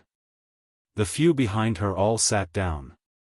Mo Ying couldn't wait to ask, Aunt Miao, you said you already have a way to cure class monitor's goo, right? Her speech was much faster than usual. Even though her tone was still as calm as before. But she could feel the fear and uneasiness in her heart. Hearing this voice, Miaoji frowned slightly as she looked at Mo Ying. When she met Mo Ying's eyes, her pupils suddenly shrank. Even his face had turned a few shades paler. What's the matter? Yiqing Luo noticed the change in Miaoji's expression. Miaoji stretched out her hand and held Mo Ying's wrist. Mo Ying was stunned as she blinked her eyes, seemingly puzzled. But Xiao Yin, who was by her side, moved his palm and quickly slapped down towards Miaoji's hand. Miaoji held Mo Ying's hand and dodged to the side. That palm landed on the table.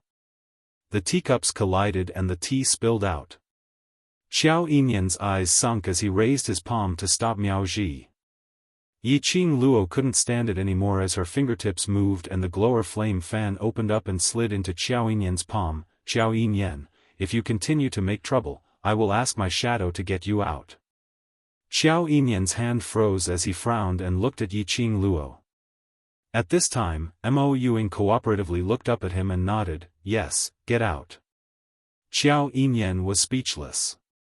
Xiao Yin fell silent. But his line of sight was fixed on Miaoji's hand that was holding Mo Ying's. He was not familiar with Miaoji. However, when she saw Miaoji suddenly grabbing onto Mo Ying, her actions were quick and she wanted to protect Mo Ying. However, Miaoji only pressed on Mo Ying's pulse. After a few breaths, her brows furrowed even tighter. How long has your condition been like this? What? Mo Ying raised her head, her beautiful face was expressionless. Yiqing Luo understood the meaning behind her words as her expression sunk. You're asking, her kind. Like a soulless state? Yes, Miaoji said. Yiqing Luo pursed her lips slightly. Ever since I knew her, she has always been like this. But this young Master Qiao was rumored to be acquainted with the shadow. The shadow in the past was not like this. Pausing slightly, Yiqing Luo's pupils suddenly widened. What you mean is, shadow was poisoned by a venomous worm? She became like this because of the goo worm? Yiqing Luo's words came out. Xiao Yin and Mo Ying both looked at her. Then, they looked at Miaoji in unison. Poisoned by a venomous worm?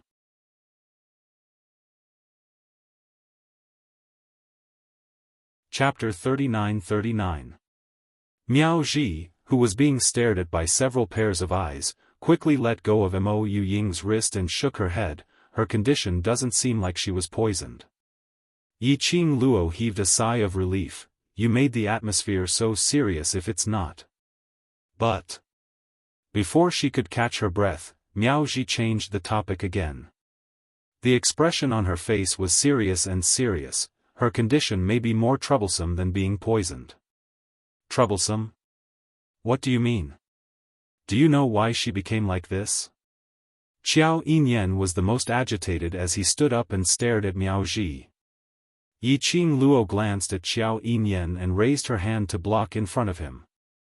He lowered his eyes and looked at Yiqing Luo's wrist. His cold expression became even colder. Even his gaze towards Yiqing Luo had turned colder by a few notches. But Yiqing Luo's hand still didn't move. Both sides fought for a moment. Xiao Yinyan gritted his teeth and clenched his fists as he sat down. But the pressure around him was so low that the surrounding air was slightly condensed. "Aunt Miao, you don't have to care about him." Yiqing Luo held Mo Yuying's hand and looked at Miao Ji seriously. "You said, the shadow is more troublesome than being poisoned. What's going on? If she is poisoned, I can still help and find those seniors to research. But her condition doesn't seem to be poisoned, but more like being possessed." Possessed? Yiqing Luo was stunned. Did she hear it wrongly? Possessed? Her first reaction was being possessed by a ghost. But this was obviously impossible. It wasn't that there were no ghosts in this strange world. To be more precise, the so-called ghosts were all spiritual bodies. For example, the old man Song in her azure dew bracelet was also considered a type of ghost. As for profound practitioners like them, they were able to interact with spirits, so how could they be bewitched? I'm not talking about being harassed by other spiritual bodies or anything else. Miao Ji stared at Mo Yuying for a while. I'm not too sure. But her condition seems like she has lost her soul. 3 souls and 6 spirits? If a person lost their soul, wouldn't they be a corpse? Although Mo Yuying looked like a puppet without a soul.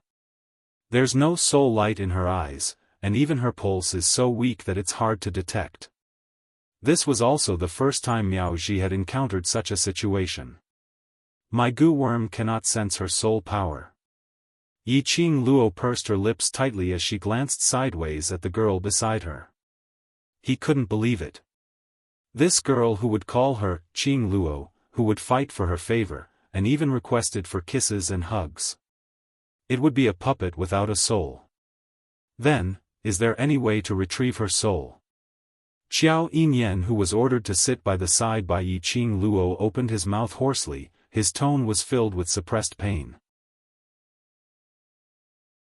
Ever since he knew that Mo Yuying's memory was a mess and she had completely forgotten about him. Xiao Yinyan's heart had always been in a mess. Now, he finally got his answer. Mo Yuying didn't forget about him. Instead, he had lost his soul and all his memories. As long as he could find Mo Yuying's soul, Mo Yuying would definitely remember him. Miao Ji sighed. I'm not sure. Yiqing Luo swallowed the words that were in her mouth. She was clear that Miao Ji only specialized in goo poison. The reason why she could tell that Mo Yuying had lost her soul. You're tuning in to the Xiaofan's Wuxia Tales YouTube channel. Don't forget to subscribe and join us on this journey to catch the most captivating stories.